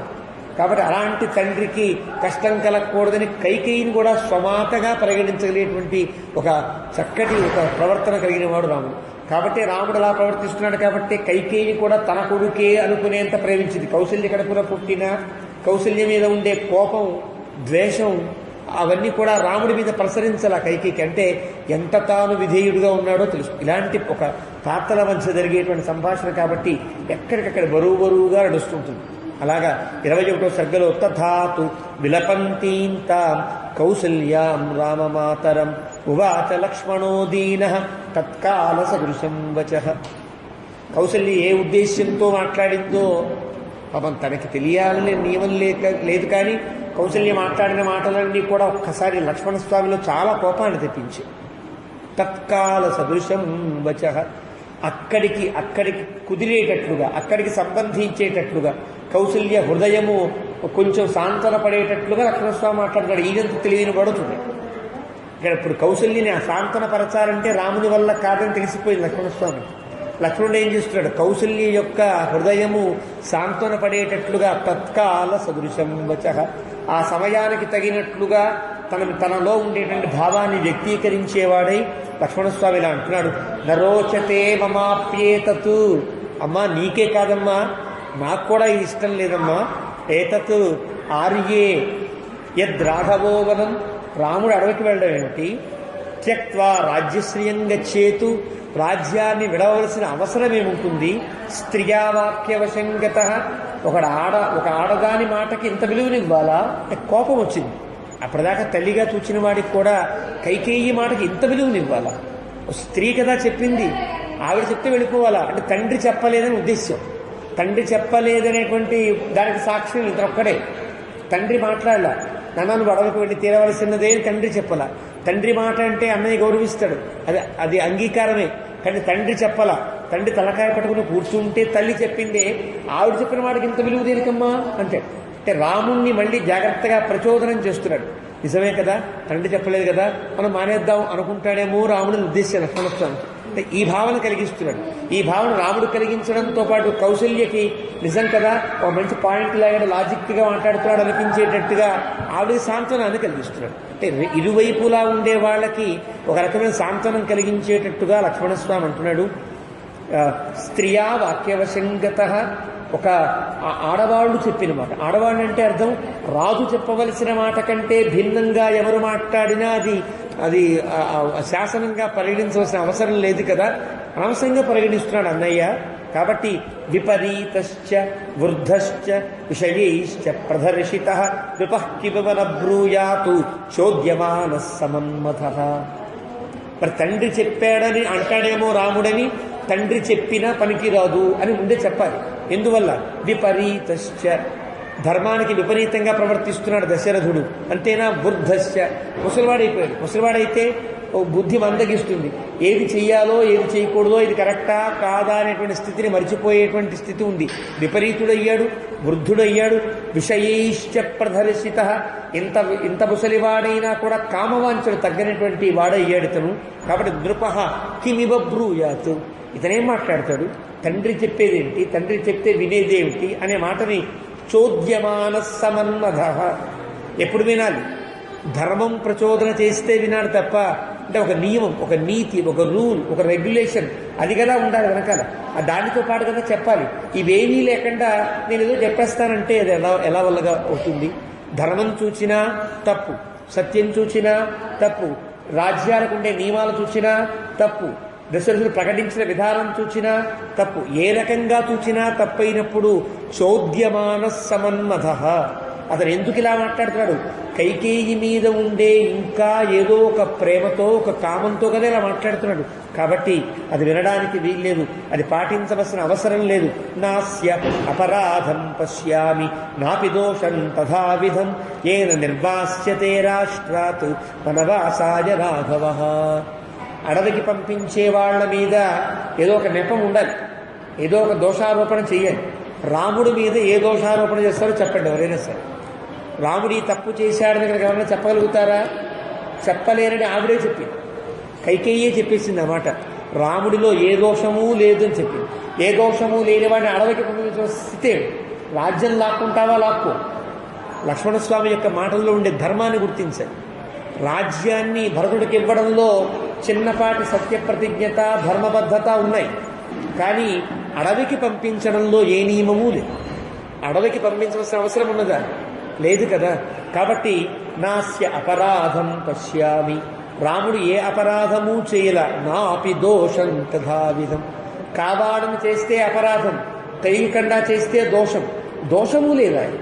తెలియకుండా దోషము చేసినవాడు కాడు, తెలిసి అపరాధము చేసినవాడు కాడే రాముడు. ఏది నిర్వాస్యతే, ఏ పాయింట్ మీద రాముడిని అడవికి పంపిస్తారు? ఏ కారణం చేత పంపిస్తారు? పంపించడానికి వీల్లేదు. నతం పశ్యామి అహం లోకే పరోక్షమపి యో నరః స్వమిత్రోపి నిరస్తోపి యోస్య దోషముదాహరేత్. రాముడి గురించి అపరాధాలు ఏమైనా ఉంటే చెప్పండి అని ప్రకటించినా కూడా మిత్రులు, కొంచెం దూరంగా ఉండేవాళ్ళంతా వస్తారు. ఒకవేళ ఎప్పుడో రాముడు తప్పు చేశాడు ఇచ్చి దుర్మార్గుడా దూరంగా వెళ్ళిపో అని పించుకున్నవాడు కూడా పిలవండి, వాళ్ళు కూడా పిలవండి. రాముని చేత ఒక్కొక్కప్పుడు అభిషక్తులైన వాళ్ళందరినీ కూడా పిలిపించండి అయ్యా. ఎవడైనా ఏదన్నా దోషం చెప్తాడా? అంటే మిత్రులైన వాడు ఎలాగో చెప్పకపోవచ్చు. మిత్రులైన వాళ్ళు రాముడు మంచివాడే, ఇప్పుడు ఏమనలేదండి అని అబద్ధం చెప్పచ్చు కదా. రాముడు ఎప్పుడో ధర్మబద్ధతగా లేదని, సరిగ్గా ప్రవర్తించట్లేదని, రే తప్పు చేస్తున్నావు, నాకు దూరంగా నాతో మాట్లాడుకు అన్నవాళ్ళు ఉంటారు కదా, వాళ్ళని పిలిపించండి. వాళ్ళు కూడా రాముడు తప్పు చేశాడు అనిపిస్తే దాన్ని పరిగణిద్దాం. అది లక్ష్మణస్వామి ఉండే ధైర్యం. రాముడు ఎక్కడ ప్రత్యక్షంగా కానీ పరోక్షంగా కానీ నతం పశ్యామి అహం లోకే పరోక్షమపి యో నరః. శత్రు, రాముని చేత నిరస్తము చేయబడిన శత్రువు కూడా రాముడు నేను తప్పు చేశాను కాబట్టే కదా రాముడు ఇలా అన్నాడు అనుకుంటాడు తప్ప రాముడేంటి నన్ను ఇలా అన్నాడు తప్పు కదా అనేవాడు ఎవరు లేడే. ఆ విశ్వాసంతో మాట్లాడుతున్నాడు. కాబట్టి దేవకల్పం రుజుం దాంతం రిపూణామపి వత్సలం అవేక్షమాణః కో ధర్మం త్యజేత్ పుత్రం అకారణాత్.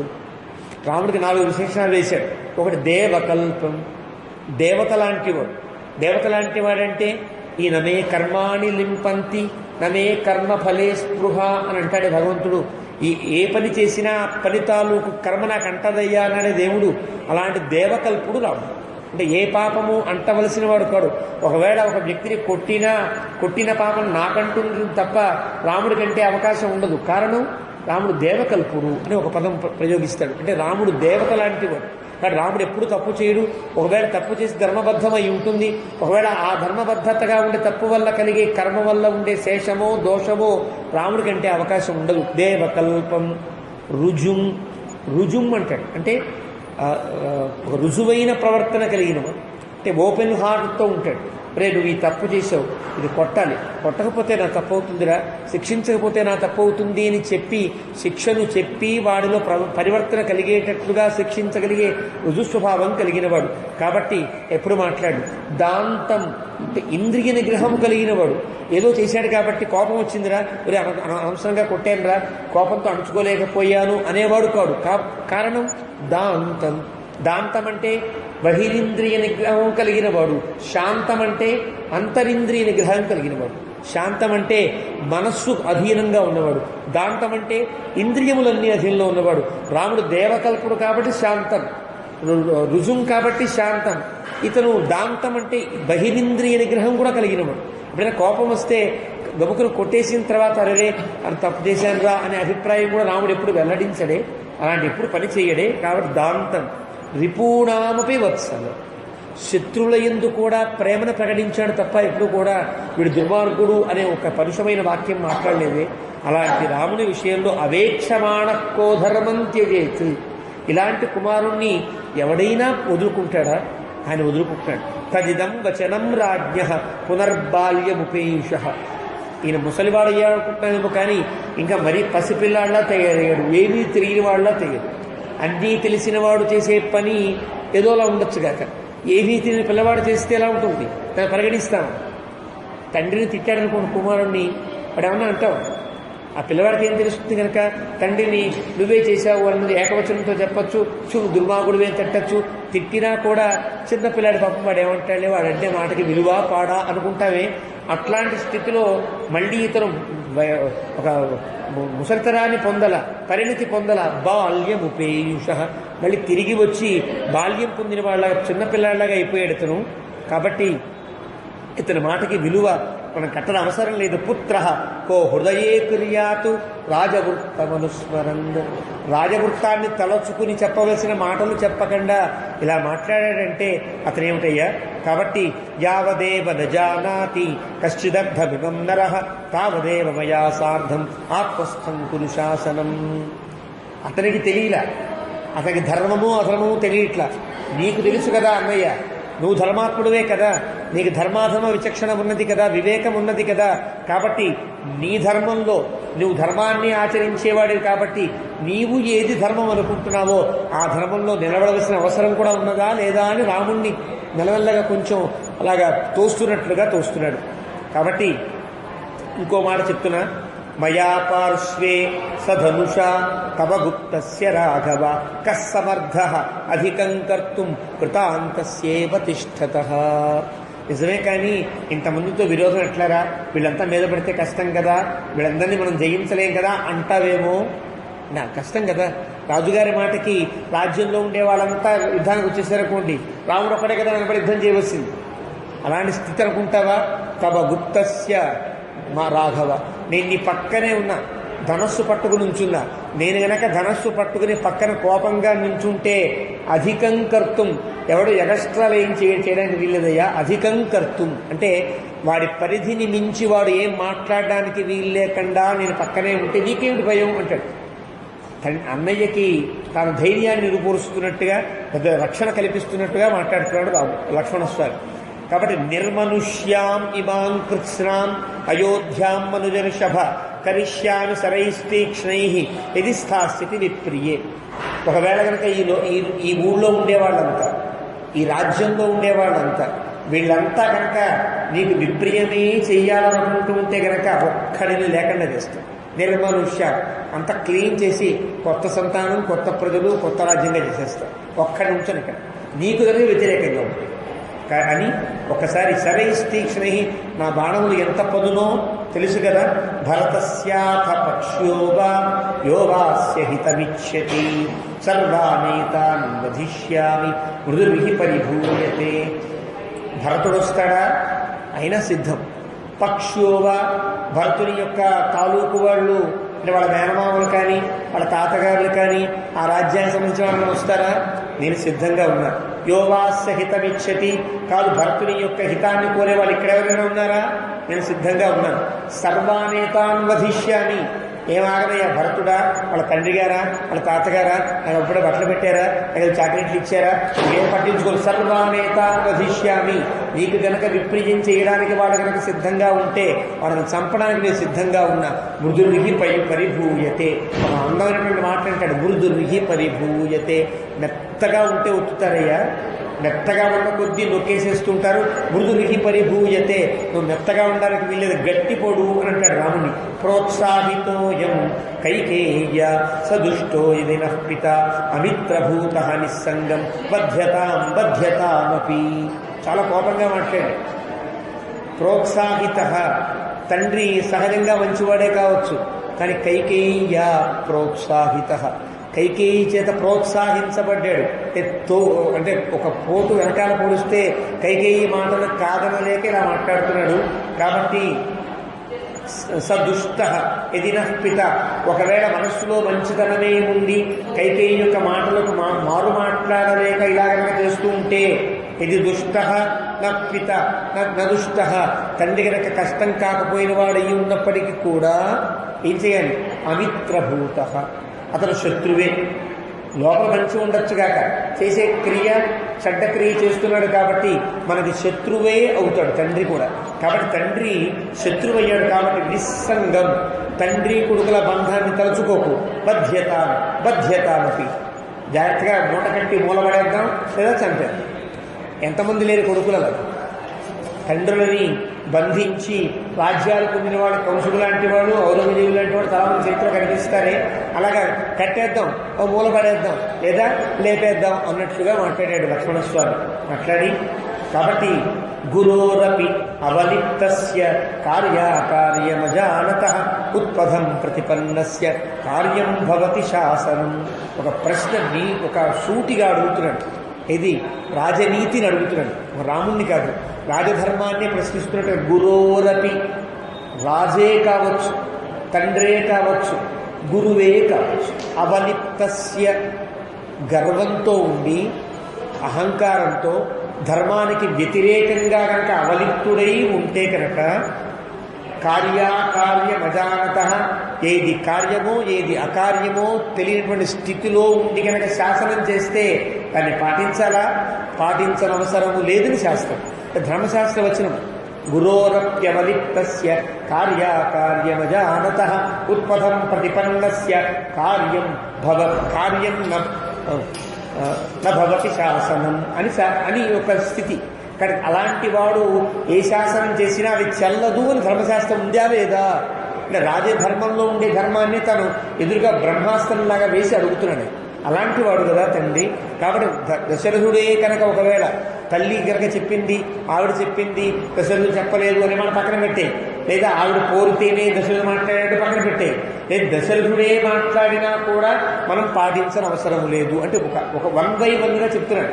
అంటే తల్లి చెప్పింది అని పాటిస్తావా? తప్పు. తల్లి ప్రేరణతో ఈయనే మాట్లాడని చెప్తావా? తప్పు.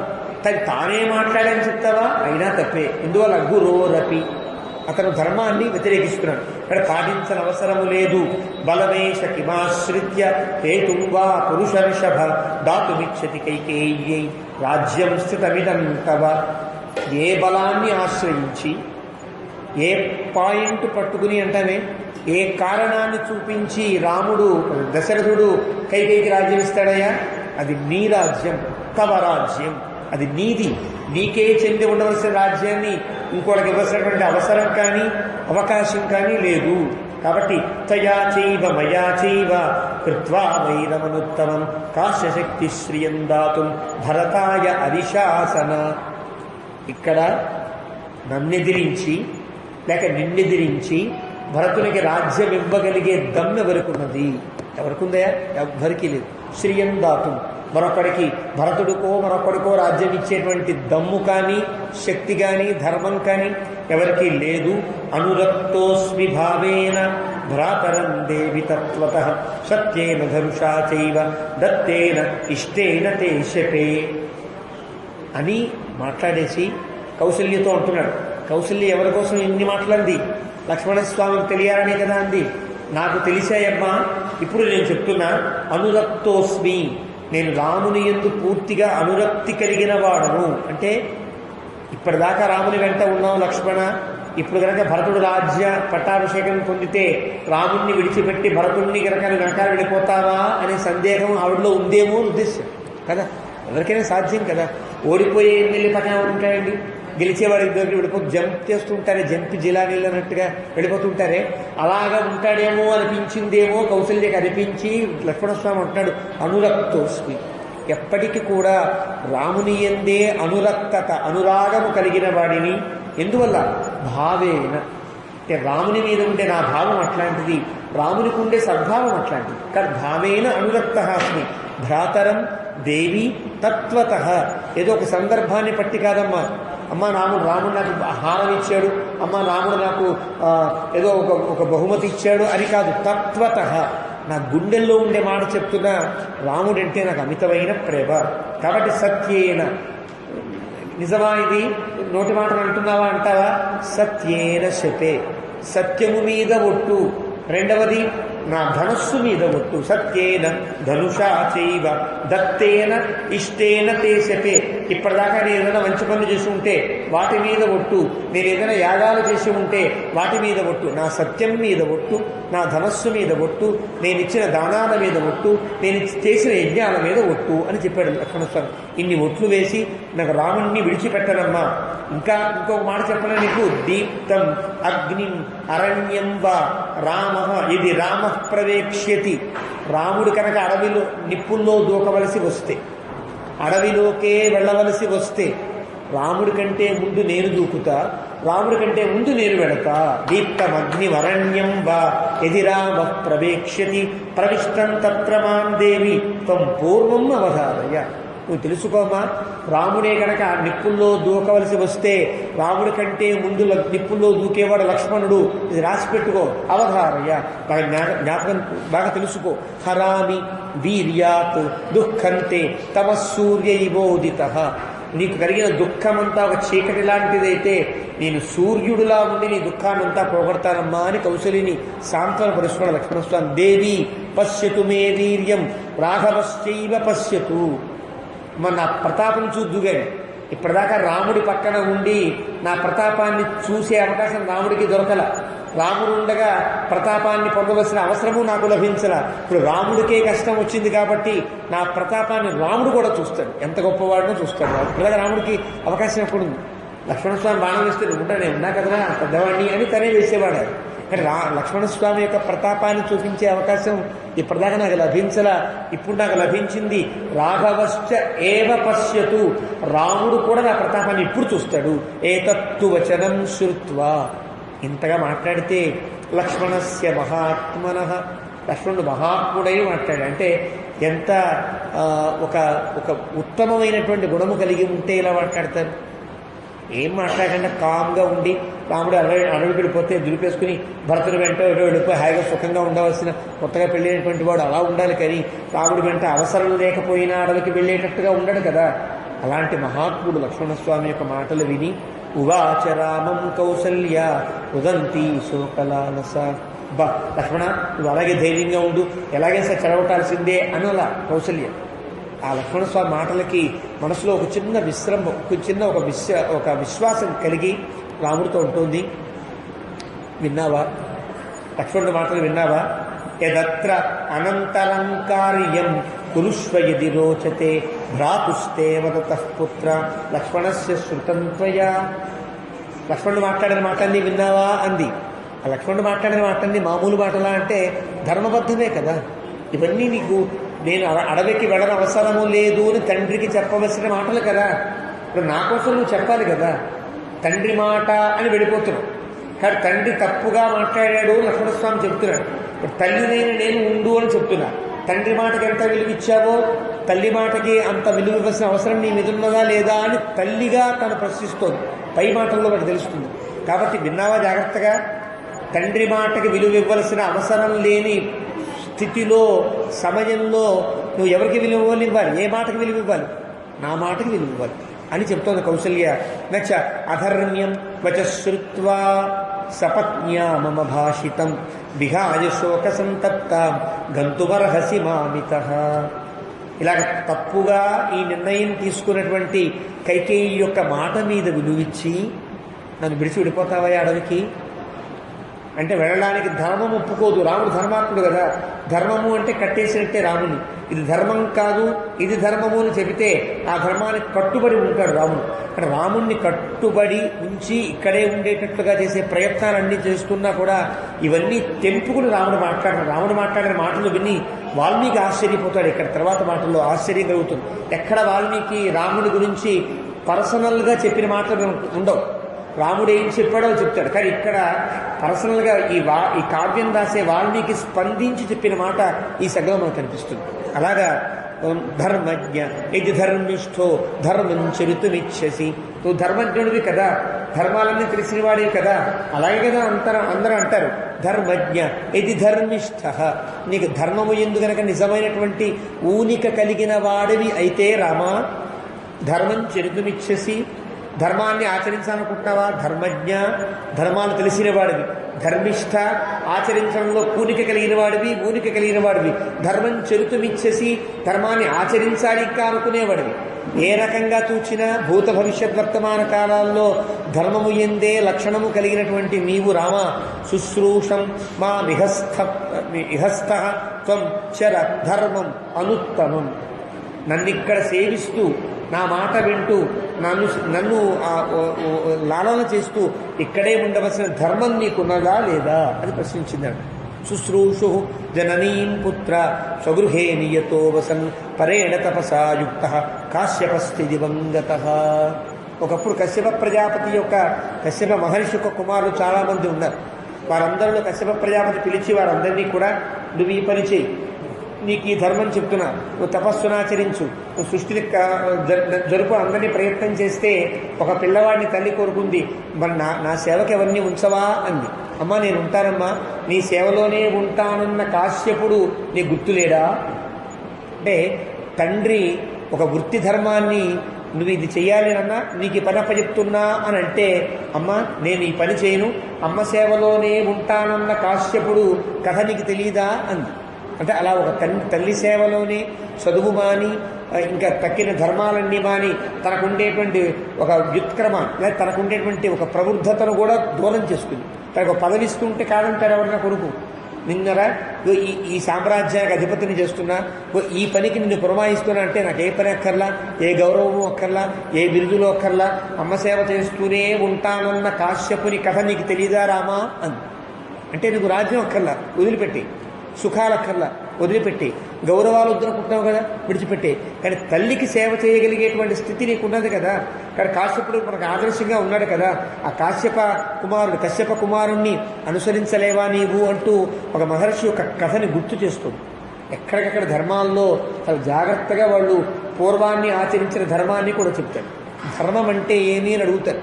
ధర్మం అంటే శాస్త్రంలో ఉండేదే ధర్మమా, అంతకంటే భిన్నంగా ఉంటుందా ధర్మం అంటే? శాస్త్రంలో ఉండాలి, ఆచరించడానికి వీలై ఉండాలి, ఎవరన్నా ఆచరించి ఉండాలి. ఈ మూడు ఉంటే ధర్మము అని పిలువబడుతుంది.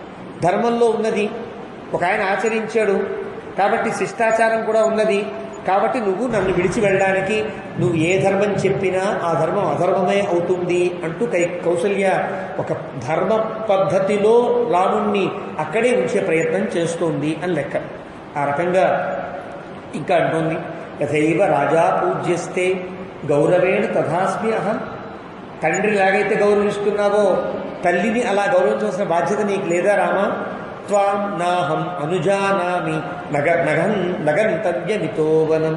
నేను ఒప్పుకోవట్లేదయా, మీ నాన్న ఎవరు ఒప్పుకోవడానికి? నేను ఒప్పుకుంటేనే కదా నువ్వు వెళ్ళాలి, నేను ఒప్పుకోవట్లేదు నువ్వు అడవికి వెళ్ళడానికి అని సూటిగా చెప్పాను. త్వద్వియోగాత్ నమే కార్యం జీవితేన సుఖేన వా త్వయా సహ మమ శ్రేయ తృణానామపి భక్షణం. రెండే దారులు నీకున్నాయి. ఒకటి, నన్ను విడిచి అడవికి వెళ్ళడానికి వీల్లేదు, ఇది ధర్మం. లేదంటావా, నిన్ను విడిచి నేను ఉండడానికి వీల్లేదు, నీ వెనక అనిపిస్తా. రెండింటిలో దేనికో దానికి నువ్వు అంగీకరించవలసినదే అని ఇంత జాగ్రత్తగా మడత వేసి రాముడిని జాగ్రత్తగా కట్టిపడేసినట్టుగా మాట్లాడింది ఆవిడ. త్వద్వియోగాత్, నీ వియోగం వల్ల నేను బతకను, జీవితము నాకు అక్కర్లా, సుఖము నాకు అక్కర్లా, కాబట్టి నిన్ను విడిచి నేను ఉండడం కంటే నీతో ఉండి గడ్డి అలవలు తింటూ బతకడానికైనా నేను సిద్ధంగా ఉంటా. తృణానామపి భక్షణం. అక్కడ ఉండేటువంటి అడవిలో ఉండే గడ్డి తిని బతుకుతాను తప్ప ఇక్కడ ఉండనయా, ఈ సుఖాలు నాకేం అక్కర్లేదు అని కౌసల్యాని. యదిత్వం యాస్య శివనం త్యక్త్వా మాం శోకలాలసాం అహం ప్రాయమిహాశిష్యే నహి శిక్ష్యామి జీవితం. అలా కాదంటావా, నువ్వే అడవికి వెళతావా, నన్ను తీసుకుని వెళ్ళవా? అయితే ఇప్పుడే ఇవాళే నీ కళ్ళ ముందు నేను ప్రాయోపవేశం చేస్తా, అంటే సరిపోవడానికి సిద్ధమవుతా. నహి శిక్ష్యామి జీవితం, ఇంకా నా జీవితాన్ని నేను భరించలేనయ్యా.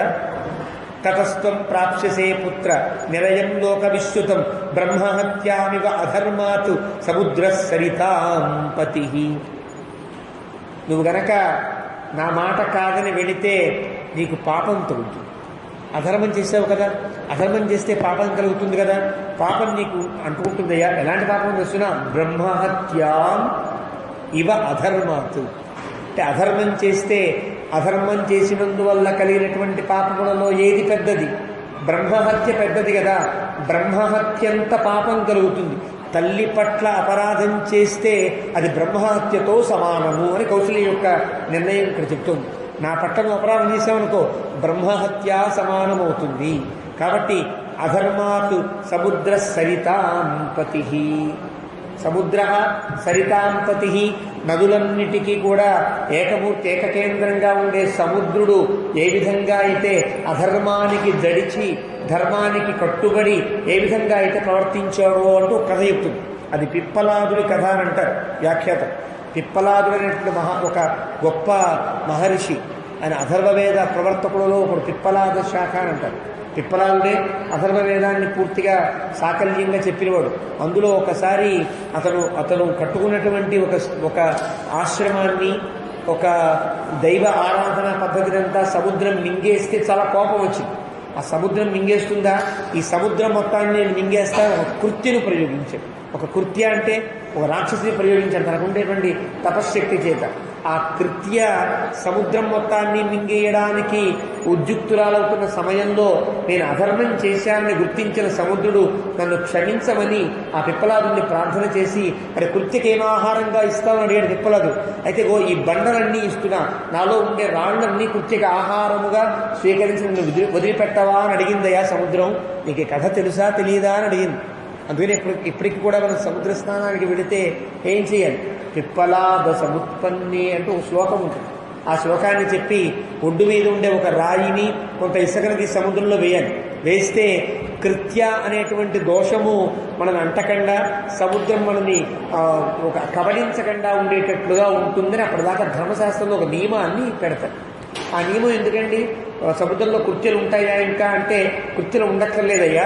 సముద్రముని కబలించే శక్తి గల కృత్య పిప్పలాదులు ప్రయోగిస్తే ఇంకా ఇక్కడే ఉన్నది కదా. ఆ కథ నీకు తెలియాలంటే ఎప్పుడు సముద్ర స్నానానికి వెళ్ళినా ఒడ్డు మీద ఉండే ఒక రాతిని తీసి సముద్రంలో వేసే ఒక కృత్య నీకు ఇది ఆహారంగా స్వీకరించి సముద్రాన్ని నన్ను విడిచిపెట్టవా అని ప్రార్థన చేసి సముద్ర స్నానం చేయాలి. ఇది నియమం. ఆ నియమాన్ని గుర్తు చేస్తున్నట్లుగా అంటుంది సముద్ర సరితాంపతి. ఎలాగైతే సముద్రుడు అధర్మానికి భయపడి ధర్మానికి కట్టుబడి ప్రవర్తించాడో అలా నువ్వు చేయలేవా, అలా నువ్వు ఉండలేవా అని అడిగింది. అడిగి విలపంతి తథా దీనాం కౌసల్యాం జననీం తతః ఉవాచ రామో ధర్మాత్మా వచనం ధర్మ సంహితం. చాలా బాధపడుతూ ఉండేటువంటి ధర్మ సంహితమైన వచనములు వాల్మీకి చెప్పిన మాట. కౌసల్య మాట్లాడిన మాటల్లో అధర్మమేమీ లేదు. ఏదో కేవలం పుత్రవాత్సల్యం చేత ఏది పడితే అది మాట్లాడేవాళ్ళు కారు వీళ్ళెవరూ కూడా. మనకేదో కష్టం వస్తే ఆ ధర్మమా అధర్మా దేవుడా గివుడా విలువలు పెట్టేరా అని అంటామే, అలాంటి వాళ్ళు కాదు వీళ్ళెవరూ కూడా. వీళ్ళంతా మాట్లాడిన మాట ధర్మ సంహితం వచనం శ్రుత్వ, అంటే ధర్మ సంహితమైనటువంటి వచనములు విన్నటువంటి రామచంద్ర ప్రభువు ధర్మాత్మ, ఇంకా ధర్మాలు తెలిసినవాడు కదా అయినా ఆయన మాట్లాడుతున్నాడు. విలపంతి నాస్తి శక్తి పితుర్వాక్యం సమతిక్రమితుం మమ. అమ్మ, తండ్రి గారి మాటను అతిక్రమించే శక్తి నాకు లేదమ్మా. తండ్రి మాటను నేను జవదాటను. ముందు మాట మాట్లాడి ప్రసాదయే త్వాం శిరస గంతుమిచ్చామి అహం వనం. ఇంతకుమించి నేనేం మాట్లాడలేదు. నువ్వు చెప్పినవి ధర్మాలే కావచ్చు, కానీ పెద్ద ధర్మం పెనుధర్మం ఒకటి ఉన్నది. తండ్రి మాట అనే ఒక పెనుధర్మం ఉన్నది. వినవలసినటువంటి అంటే వృత్తములో కనుక ఎవరి మాటలు ఎలా వినాలి అనే లెక్కలో ముందు తండ్రి మాట, తర్వాత తల్లి మాట, తర్వాత గురువు యొక్క వచనాన్ని వినాలి. గురువు ఏదైనా వచనం చెప్పినా తల్లి యొక్క అనుమతి తీసుకోవాలి. గురువుగారు కనుక నీకు నా తర్వాత పీఠాధిపత్యం ఇస్తున్నాను రా అంటే వల్ల కాదు. గురువంతవాడు చెప్పినా మళ్ళీ తల్లి అంగీకరించాలి. ఈ స్థితి మేము గమనించాము దగ్గర. చిన్నజీవి స్వామి వారు మాతో పాటు అక్కడ అధ్యయనం చేసే సమయంలో పెద్దజీవి స్వామి పరమపదించిన సమయంలో వీరికి పీఠాధిపత్యం ఇవ్వాలి అని సంకల్పించారు గోపాలాచార్య స్వామి. అప్పుడు వారిని ఒప్పించడం కోసం, అంటే ఒప్పించడం వారికి తెలీదు నేను పీఠాధిపతిని అవుతానని వారికి తెలియదు, వారే పీఠాధిపతి అవుతారని తల్లికి తెలియదు. ఎవరికి ఊహించని ఘటన. అలాంటి సమయంలో పెద్దలంతా చుట్టూ కూర్చుని ధర్మాలు మాట్లాడారు. అలాంటి పెద్దల్లో మా నాన్నగారు అంటే వారి మధ్యలో కూర్చోబెట్టి తల్లిగారిని కూర్చోబెట్టి అందరూ మాట్లాడుతారు. నిజానికైతే గురువుగారు గోపాలాచార్య స్వామి వారు నీవే పీఠాధిపతివి మాట్లాడడానికి వీల్లేదు అనొచ్చు కదా, అనడానికి వీల్లేదు. ఎవరి అనుమతి కావాలి? తల్లి అనుమతి కావాలి. తల్లి అనుమతి తీసుకునే కొడుకు పరివ్రాజనం చేయాలి, తండ్రి అనుమతి అక్కర్లా. కానీ ఒక ధర్మాన్ని పాటించాలన్నా, ఒక వృత్తిని అవలంబించాలన్నా తండ్రి అనుమతి కావాలి, తల్లి అనుమతి అక్కర్లా. ఇది పెను ధర్మం. కానీ తండ్రి మాట తల్లి మాట రెండు గనక దెబ్బలాటకి ఒక స్థితిలో ఏర్పడితే శృతి స్మృతి విరోధేతు శృతిరేవ గరీయసి. శృతి స్మృతి రెండు సమానంగా ఎప్పుడు ఉంటాయి. ఒకప్పుడు గనక శృతి చెప్పిన దానికంటే భిన్నంగా స్మృతివాక్యం ఉన్నట్టయితే, స్మృతివాక్యము శృతిని గనక విరోధించినట్లయితే స్మృతిని పక్కన పెట్టి శృతిని అనుసరించాలని ధర్మం ఉండదమ్మా. కాబట్టి తల్లి తండ్రి మాటలు గనక రెండు గనక క్లాష్ గనక ఏర్పడితే, అది గనక పరివ్రాజనానికి సంబంధించకుండా ధర్మానికి రాజధర్మానికి కట్టుబడి ఉంటే గనక అమ్మా నీ మాట కంటే తండ్రి మాటనే నేను పాటించవలసి ఉంటుంది. ఇది పెద్దధర్మం. ఇవన్నీ మామూలు ధర్మ సాధారణ ధర్మాలు. రాముడు చెప్పింది ధర్మ సూక్ష్మం అని అంటారు. కానీ ఇంతగా చెప్పి ఆవిడకి మనసు కష్టం కలిగించవలసినటువంటి స్థితిలో కాకుండా రాముడు అన్నాడు మాట చాలా తేలికగా, నాస్తి శక్తి పితుర్వాక్యం సమతిక్రమితుం మమ. మా తండ్రి మాటను జవదాటే శక్తి నాకు లేదమ్మా అంటే అర్థం, ధర్మాత్ముడైన రాముడు ఇలా అన్నాడంటే అందులో పెను ధర్మం ఉన్నది అని గుర్తించాలి. కానీ కౌశల్యకి అర్థమైంది. కాబట్టి నేనేం చేస్తాను తెలుసునా, ప్రసాదయే త్వ, నిన్ను బతిమిలాడుకుంటున్నాను, నీ కాళ్ళ మీద పడతా, నిన్ను బతిమిలాడుకుంటున్నానమ్మా. గంతుమిచ్చామి, వెళ్ళాలనుకుంటున్నానమ్మా, నువ్వు ఒప్పుకొని వెళ్ళు అంటే చాలమ్మా, నాకు నువ్వు ఆ మాట అనాలి అని ఋషినాచ పితుర్వాక్యం కుర్వత వ్రతచారిణ గౌర్హత జానతా ధర్మం కండునాపి విపశ్చిత. ఒకసారి తండ్రి చెప్పితే తల్లికి ఇష్టమైనటువంటి ఆవుని కూడా చంపవలసినటువంటి స్థితి ఏర్పడిందమ్మా ఒకనాడు కండు మహర్షికి. అది వేరే కథ. కండు మహర్షిని పిలిచి ఓ ఆవుని నువ్వు సంహరించవలసి ఉన్నది అని చెప్పాడు. తండ్రి చెప్పాడు కాబట్టి అది తప్ప గొప్ప ఆచరించకుండా చెప్పిన తండ్రి ధర్మాత్ముడు కాబట్టి వెళ్ళి కండు మహర్షి ఆవుని చంపి మళ్ళీ ఆవును బతికించేటట్టుగా ప్రార్థన చేసిన కథ నీకు తెలుసు కదమ్మా. తండ్రి మాట వినవలసినటువంటి అగత్యం ఉన్నది. కండు మహర్షి కథ చెప్పి నువ్వు ఒక కథ చెప్పావు కదా, నేను 3 కథలు చెప్తాను నీకు అంటూ రాముడు వరుసగా 3 కథలు చెప్తున్నాడు. ఆవిడ కశ్యప కుమారుని యొక్క కథ చెప్పి నువ్వు తల్లి మాట వినాలి అంది. తండ్రి మాట వినాలి అనడానికి 3 కథలు చెప్తున్నాడు. ఒకటి కండు మహర్షి కథ చెప్పాడు. తరువాత అస్మాకంచ కులే పూర్వం సగరజ్య ఆజ్ఞయా పితు ఖనద్భిస్సాగరైర్భూమిం అవాప్సు మహాన్వదః. తల్లి లాంటి భూమిని తవ్వి కదా సగరపుత్రులంతా సముద్రాన్ని ఏర్పరిచారు. అది ఎవరి మాట వల్ల? తండ్రి మాట వల్ల. పుత్రాహ ఖనతవో పృథ్వీం అని చెప్పాడే, మీరంతా కూడా భూమిని చీల్చి పారేయండి, నేను నా మాటగా భూమిని చీల్చి మరి ఆ యాగాశ్వాన్ని పట్రావాలని చెబితే తండ్రి మాటకి విలువనిచ్చి తండ్రి యొక్క మాటకి వినాలనే ధర్మానికి కట్టుబడి సగరపుత్రులంతా సముద్రాన్ని భూమిని అంతా ఎంత కష్టపడి తవ్వారు, ఎంత కష్టం కలిగి ఉంటుంది. ఆ తవ్వడంలో భూమి ఎంత బాధపడి ఉంటుంది, భూమిలో ఉండే జీవులు ఎన్ని చనిపోయి ఉంటాయి. అయినా సరే తండ్రి మాట విలువిచ్చారా లేదా? కండు మహర్షిని నువ్వు జ్ఞాపకం తెచ్చుకో, సగరాత్మజులను నువ్వు జ్ఞాపకం తెచ్చుకోమ్మా. ఇంకో కథ చెప్తా. జామదగ్నేన రామేణ రేణుక జననీ స్వయం కృత పరశునా అరణ్యే పితుర్వచనకారిణ. తండ్రి చెప్పాడని చిన్న తప్పిదం చేసిందని తల్లిని అయినా నువ్వు తల్లి యొక్క శిరఃఖండన చెయ్యాలి అని చెబితే తండ్రి మాటకు కట్టుబడి రేణుక యొక్క శిరస్సు ఖండించి మళ్ళీ రేణుకును బతికించుకున్నాడు కదా పరశురాముడు. ఆ రాముడి పేరు కదా నాకు పెట్టారు మీరు, రామ అనే పేరు పెట్టారు కదా. ఆ రాముడి కథ విన్నా తండ్రి మాటకి ఎంత విలువనిచ్చాడో తెలుసు కదా. ఇక్కడ కండు మహర్షి కథ విను, సగరాత్మజుల కథ విను, పరశురాముని కథ తెలుసుకోమ్మా. తండ్రి మాటకి నేను కట్టుబడి ఉండవలసిన అవసరం ఉన్నది. నీకు కష్టం కలిగినా సరే, అది మాట. తల్లికి కష్టం కలిగినా సరే తండ్రి మాట పాటించవలసినటువంటి స్థితి నాకు ఏర్పడిందమ్మా అని చెప్పి, ఏతైశ్చ అన్యైశ్చ బహుభిః దేవి. ఈ 3 కారణాలు కాదమ్మా, చాలా ధర్మాలు ఇంకా ఉన్నాయి. ఇవన్నీ చెప్తే ఇంకా మనకు మనసు కష్టం కలిగించవలసినటువంటి స్థితి కాదు. కాబట్టి దేవ సమై కృతం, వాళ్ళంతా మూర్ఖులో తండ్రి మాటకు విలువిచ్చి ధర్మాలు పాటించిన వారు కారు. వారంతా దేవసములు, వాళ్ళంతా ధర్మాలు బాగా తెలిసిన వాళ్ళై ఉండి కూడా ఎంతోమంది తండ్రి మాటకు విలువనిచ్చి ఇలాంటి పనులు చేశారమ్మా. తప్పదమ్మా, నువ్వు భరించవలసి ఉంటుంది, నేను అడవికి వెళ్ళవలసి ఉంటుంది. కాబట్టి ఏదైనా చెప్పు. పితుర్వచన మక్లీబం కరిష్యామి పితుర్హితం. తండ్రి గారి మాటను బలహీనపరచడం నాకు ఇష్టం లేదమ్మా. తండ్రి మాటకు బలం చేకూరుస్తారు. నేను ఖచ్చితంగా తండ్రి గారికి హితాన్ని సమకూర్చేవాడిని, నేను వెళ్ళక తప్పదు. ఒకవేళ తండ్రికి అది అహితమైనప్పటికీ కూడా తప్పదమ్మా ఇప్పుడు కదా, అలాంటి స్థితి ఏర్పడింది. నకల్లు ఏతన్మమ ఏకేన క్రియతే పితృశాసనం ఏతైరపి కృతం దేవి ఏమయా తవ కీర్తితాః. ఇన్ని ధర్మాలు జాగ్రత్తగా ఆలోచించి అమ్మా ఈ నిర్ణయం తీసుకున్నా నేను. కాబట్టి ఏ మయా తవ కీర్తితాః, నీవేవైతే నీకు నేను చెప్పానో అవన్నీ ధర్మాలే, ఇవన్నీ కూడా పాటించవలసిన ధర్మాలు. కాబట్టి నాహం ధర్మం అపూర్వంతే ప్రతికూలం ప్రవర్తయే. రాముని యొక్క మాట. నేను ధర్మానికి ఎప్పుడూ ప్రతికూలంగా ప్రవర్తించనమ్మా, ఎప్పుడూ ధర్మబద్ధంగానే ప్రవర్తిస్తా. ఇప్పటిదాకా ప్రవర్తించలా, ఇకపైన ప్రవర్తించను. అపూర్వం మే ప్రతికూలం ప్రవర్తయే. ఇప్పటిదాకా ప్రవర్తించలా, ఇకపైన ప్రవర్తించను. నేనే పని చేసినా ధర్మయుక్తంగానే పాటిస్తాను తప్ప ధర్మానికి వ్యతిరేకంగా చేసేవాడిని కాను. పూర్వై అయం అభిప్రేతః గతో మార్గోనుగమ్యతే.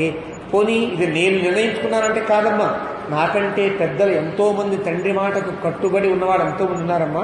ఆ పెద్దల యొక్క గమనాన్ని వారి యొక్క ధర్మాన్ని పాటిస్తున్నాను తప్ప, అనుగమనం చేస్తున్నాను తప్ప నేను కొత్తగా సాధించే ధర్మం కాదు. తదేతత్తు మయా కార్యం క్రియతే భువి నాన్యథ. ఏతత్తు ఇన్ని పక్కన పెట్టేయమ్మా, ఇవన్నీ పక్కన పెట్టి నేను ఈ పని చేయవలసి ఉన్నది. క్రియతే భువి నాన్యథ. ఇప్పుడు ఏ స్థితిలో కూడా నేను అడవికి వెళ్ళకుండా ఇక్కడ ఉండవలసినటువంటి ఒక అవకాశం, ధర్మావకాశం నాకు లేనే లేదు అని చెప్పి పితురుహి వచనం కుర్వన్ నకశ్చిన్నామహీయతే. తండ్రి యొక్క మాటకి విలువ తగ్గకుండా తండ్రి చెప్పిన మాటకి పాటిస్తున్నవాడని నేను వెళ్ళి తీరుతా. తామేవం ఉక్త్వా జననీ లక్ష్మణం పునరబ్రవీత్. తల్లి ముందు మాట్లాడింది, తర్వాత లక్ష్మణస్వామి మాట్లాడాడు, లక్ష్మణుడు మాట్లాడాడు. కానీ ముందు తండ్రికి సమాధానం చెప్పాడు, తల్లిని జాగ్రత్తగా ధర్మానుకూలం చేశాడు. లక్ష్మణుడికి చెప్పాలి. లక్ష్మణుడు ఎన్ని మాట్లాడాడు, తండ్రిని చంపేద్దాం, అదే కట్టేద్దాం, ఎవడొస్తాడు అడ్డు చూద్దాం, భరతుడెవడు, తండ్రి ఎవరు, తల్లి ఎవరు, ఇలా మాట్లాడాడు కదా. లక్ష్మణస్వామి కూడా గుణపాఠం చెప్పాలి. చెప్పే సందర్భం లక్ష్మణుడిని బాగా గట్టిగా మందలించిన సందర్భం కాదు, లక్ష్మణుడి గుండెలకు తగిలేటట్లుగా మాట్లాడాలి. ఇలా మాట్లాడతాడు ఇక్కడ రాముడు. తవ లక్ష్మణ జానామి మమ స్నేహం అనుత్తమం. లక్ష్మణ, నువ్వు చాలా మాట్లాడావు, నీకు నా మీద ఉండే ప్రేమ నాకు తెలియందా ఏమి? ఎంత ప్రేమ నా మీద నీకు, ఎంత గౌరవం నా మీద నీకు.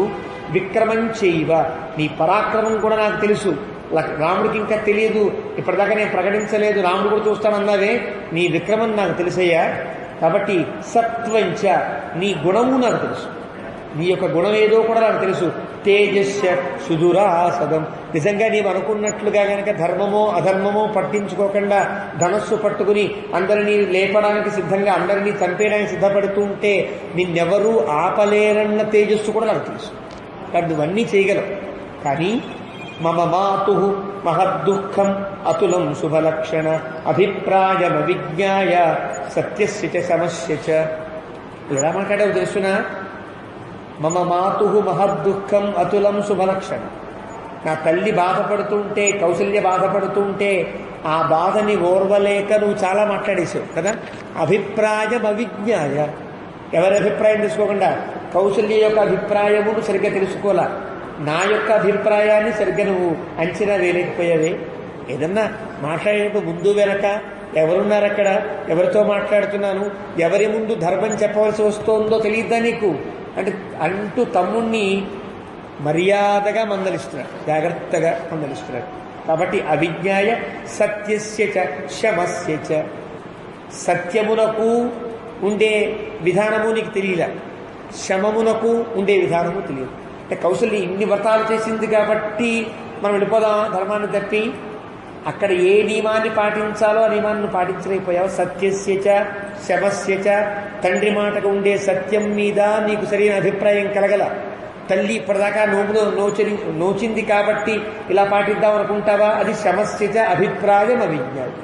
నీకు పూర్తిగా విషయం ధర్మ సూక్ష్మం నీకు అర్థం కాలేదు లక్ష్మణ అని చెప్పాడు. చెప్పి అంటున్నాడు ఆయన, ధర్మో హి పరమో లోకే ధర్మే సత్యం ప్రతిష్ఠితం ధర్మ సంస్థితమే తచ్చ పితుర్వచన ఉత్తమం. ధర్మం చాలా గొప్పది లక్ష్మణ, అది పరమహా లోకే, దాని ఎందే సత్యము ప్రతిష్ఠితమై ఉన్నది. ధర్మమును ఆశ్రయించే లోకం బతకవలసి ఉన్నది, బతుకుతున్నది. వాడి పితృవచనముత్తమం, తండ్రి మాట కూడా అంత ధర్మభూయిష్టమైనది అంటూ రాముడు తన ప్రసంగాన్ని చెప్పబోతున్నాడు. ఎంత అద్భుతంగా చెప్తాడో రేపటి రోజు మనం కనుక్కునే ప్రయత్నం చేద్దాం. ఏవమే తత్పురావృత్తం ఆఖ్యానం భద్రమస్తు ప్రవ్యాహృత విశ్రద్ధం బలం విష్ణో ప్రవర్ధత లాభస్తేషాం జయస్తేషాం కుతస్తేషాం పరాభవ ఏషామిందీవరస్యామో హృదయస్థో జనార్దనః కాలే వర్షుతపర్జన్యః పృథివీ సస్యశాలినీ దేశోऽयं క్షోభరహితః బ్రాహ్మణాः సంతు నిర్భయాः కావేరీ వర్ధతాం కాలే కాలే వర్షుతవాసవః శ్రీరంగనాథో జయతు శ్రీరంగశ్రీశ్చ వర్ధతాం తస్తి ప్రజాభ్యః పరిపాలయంతాం న్యాయ్యేన మార్గేణ మహీం మహీషాः గోబ్రాహ్మణేభ్యः శుభమస్తు నిత్యం లోకాः సమస్తాः సుఖినో భవంతు.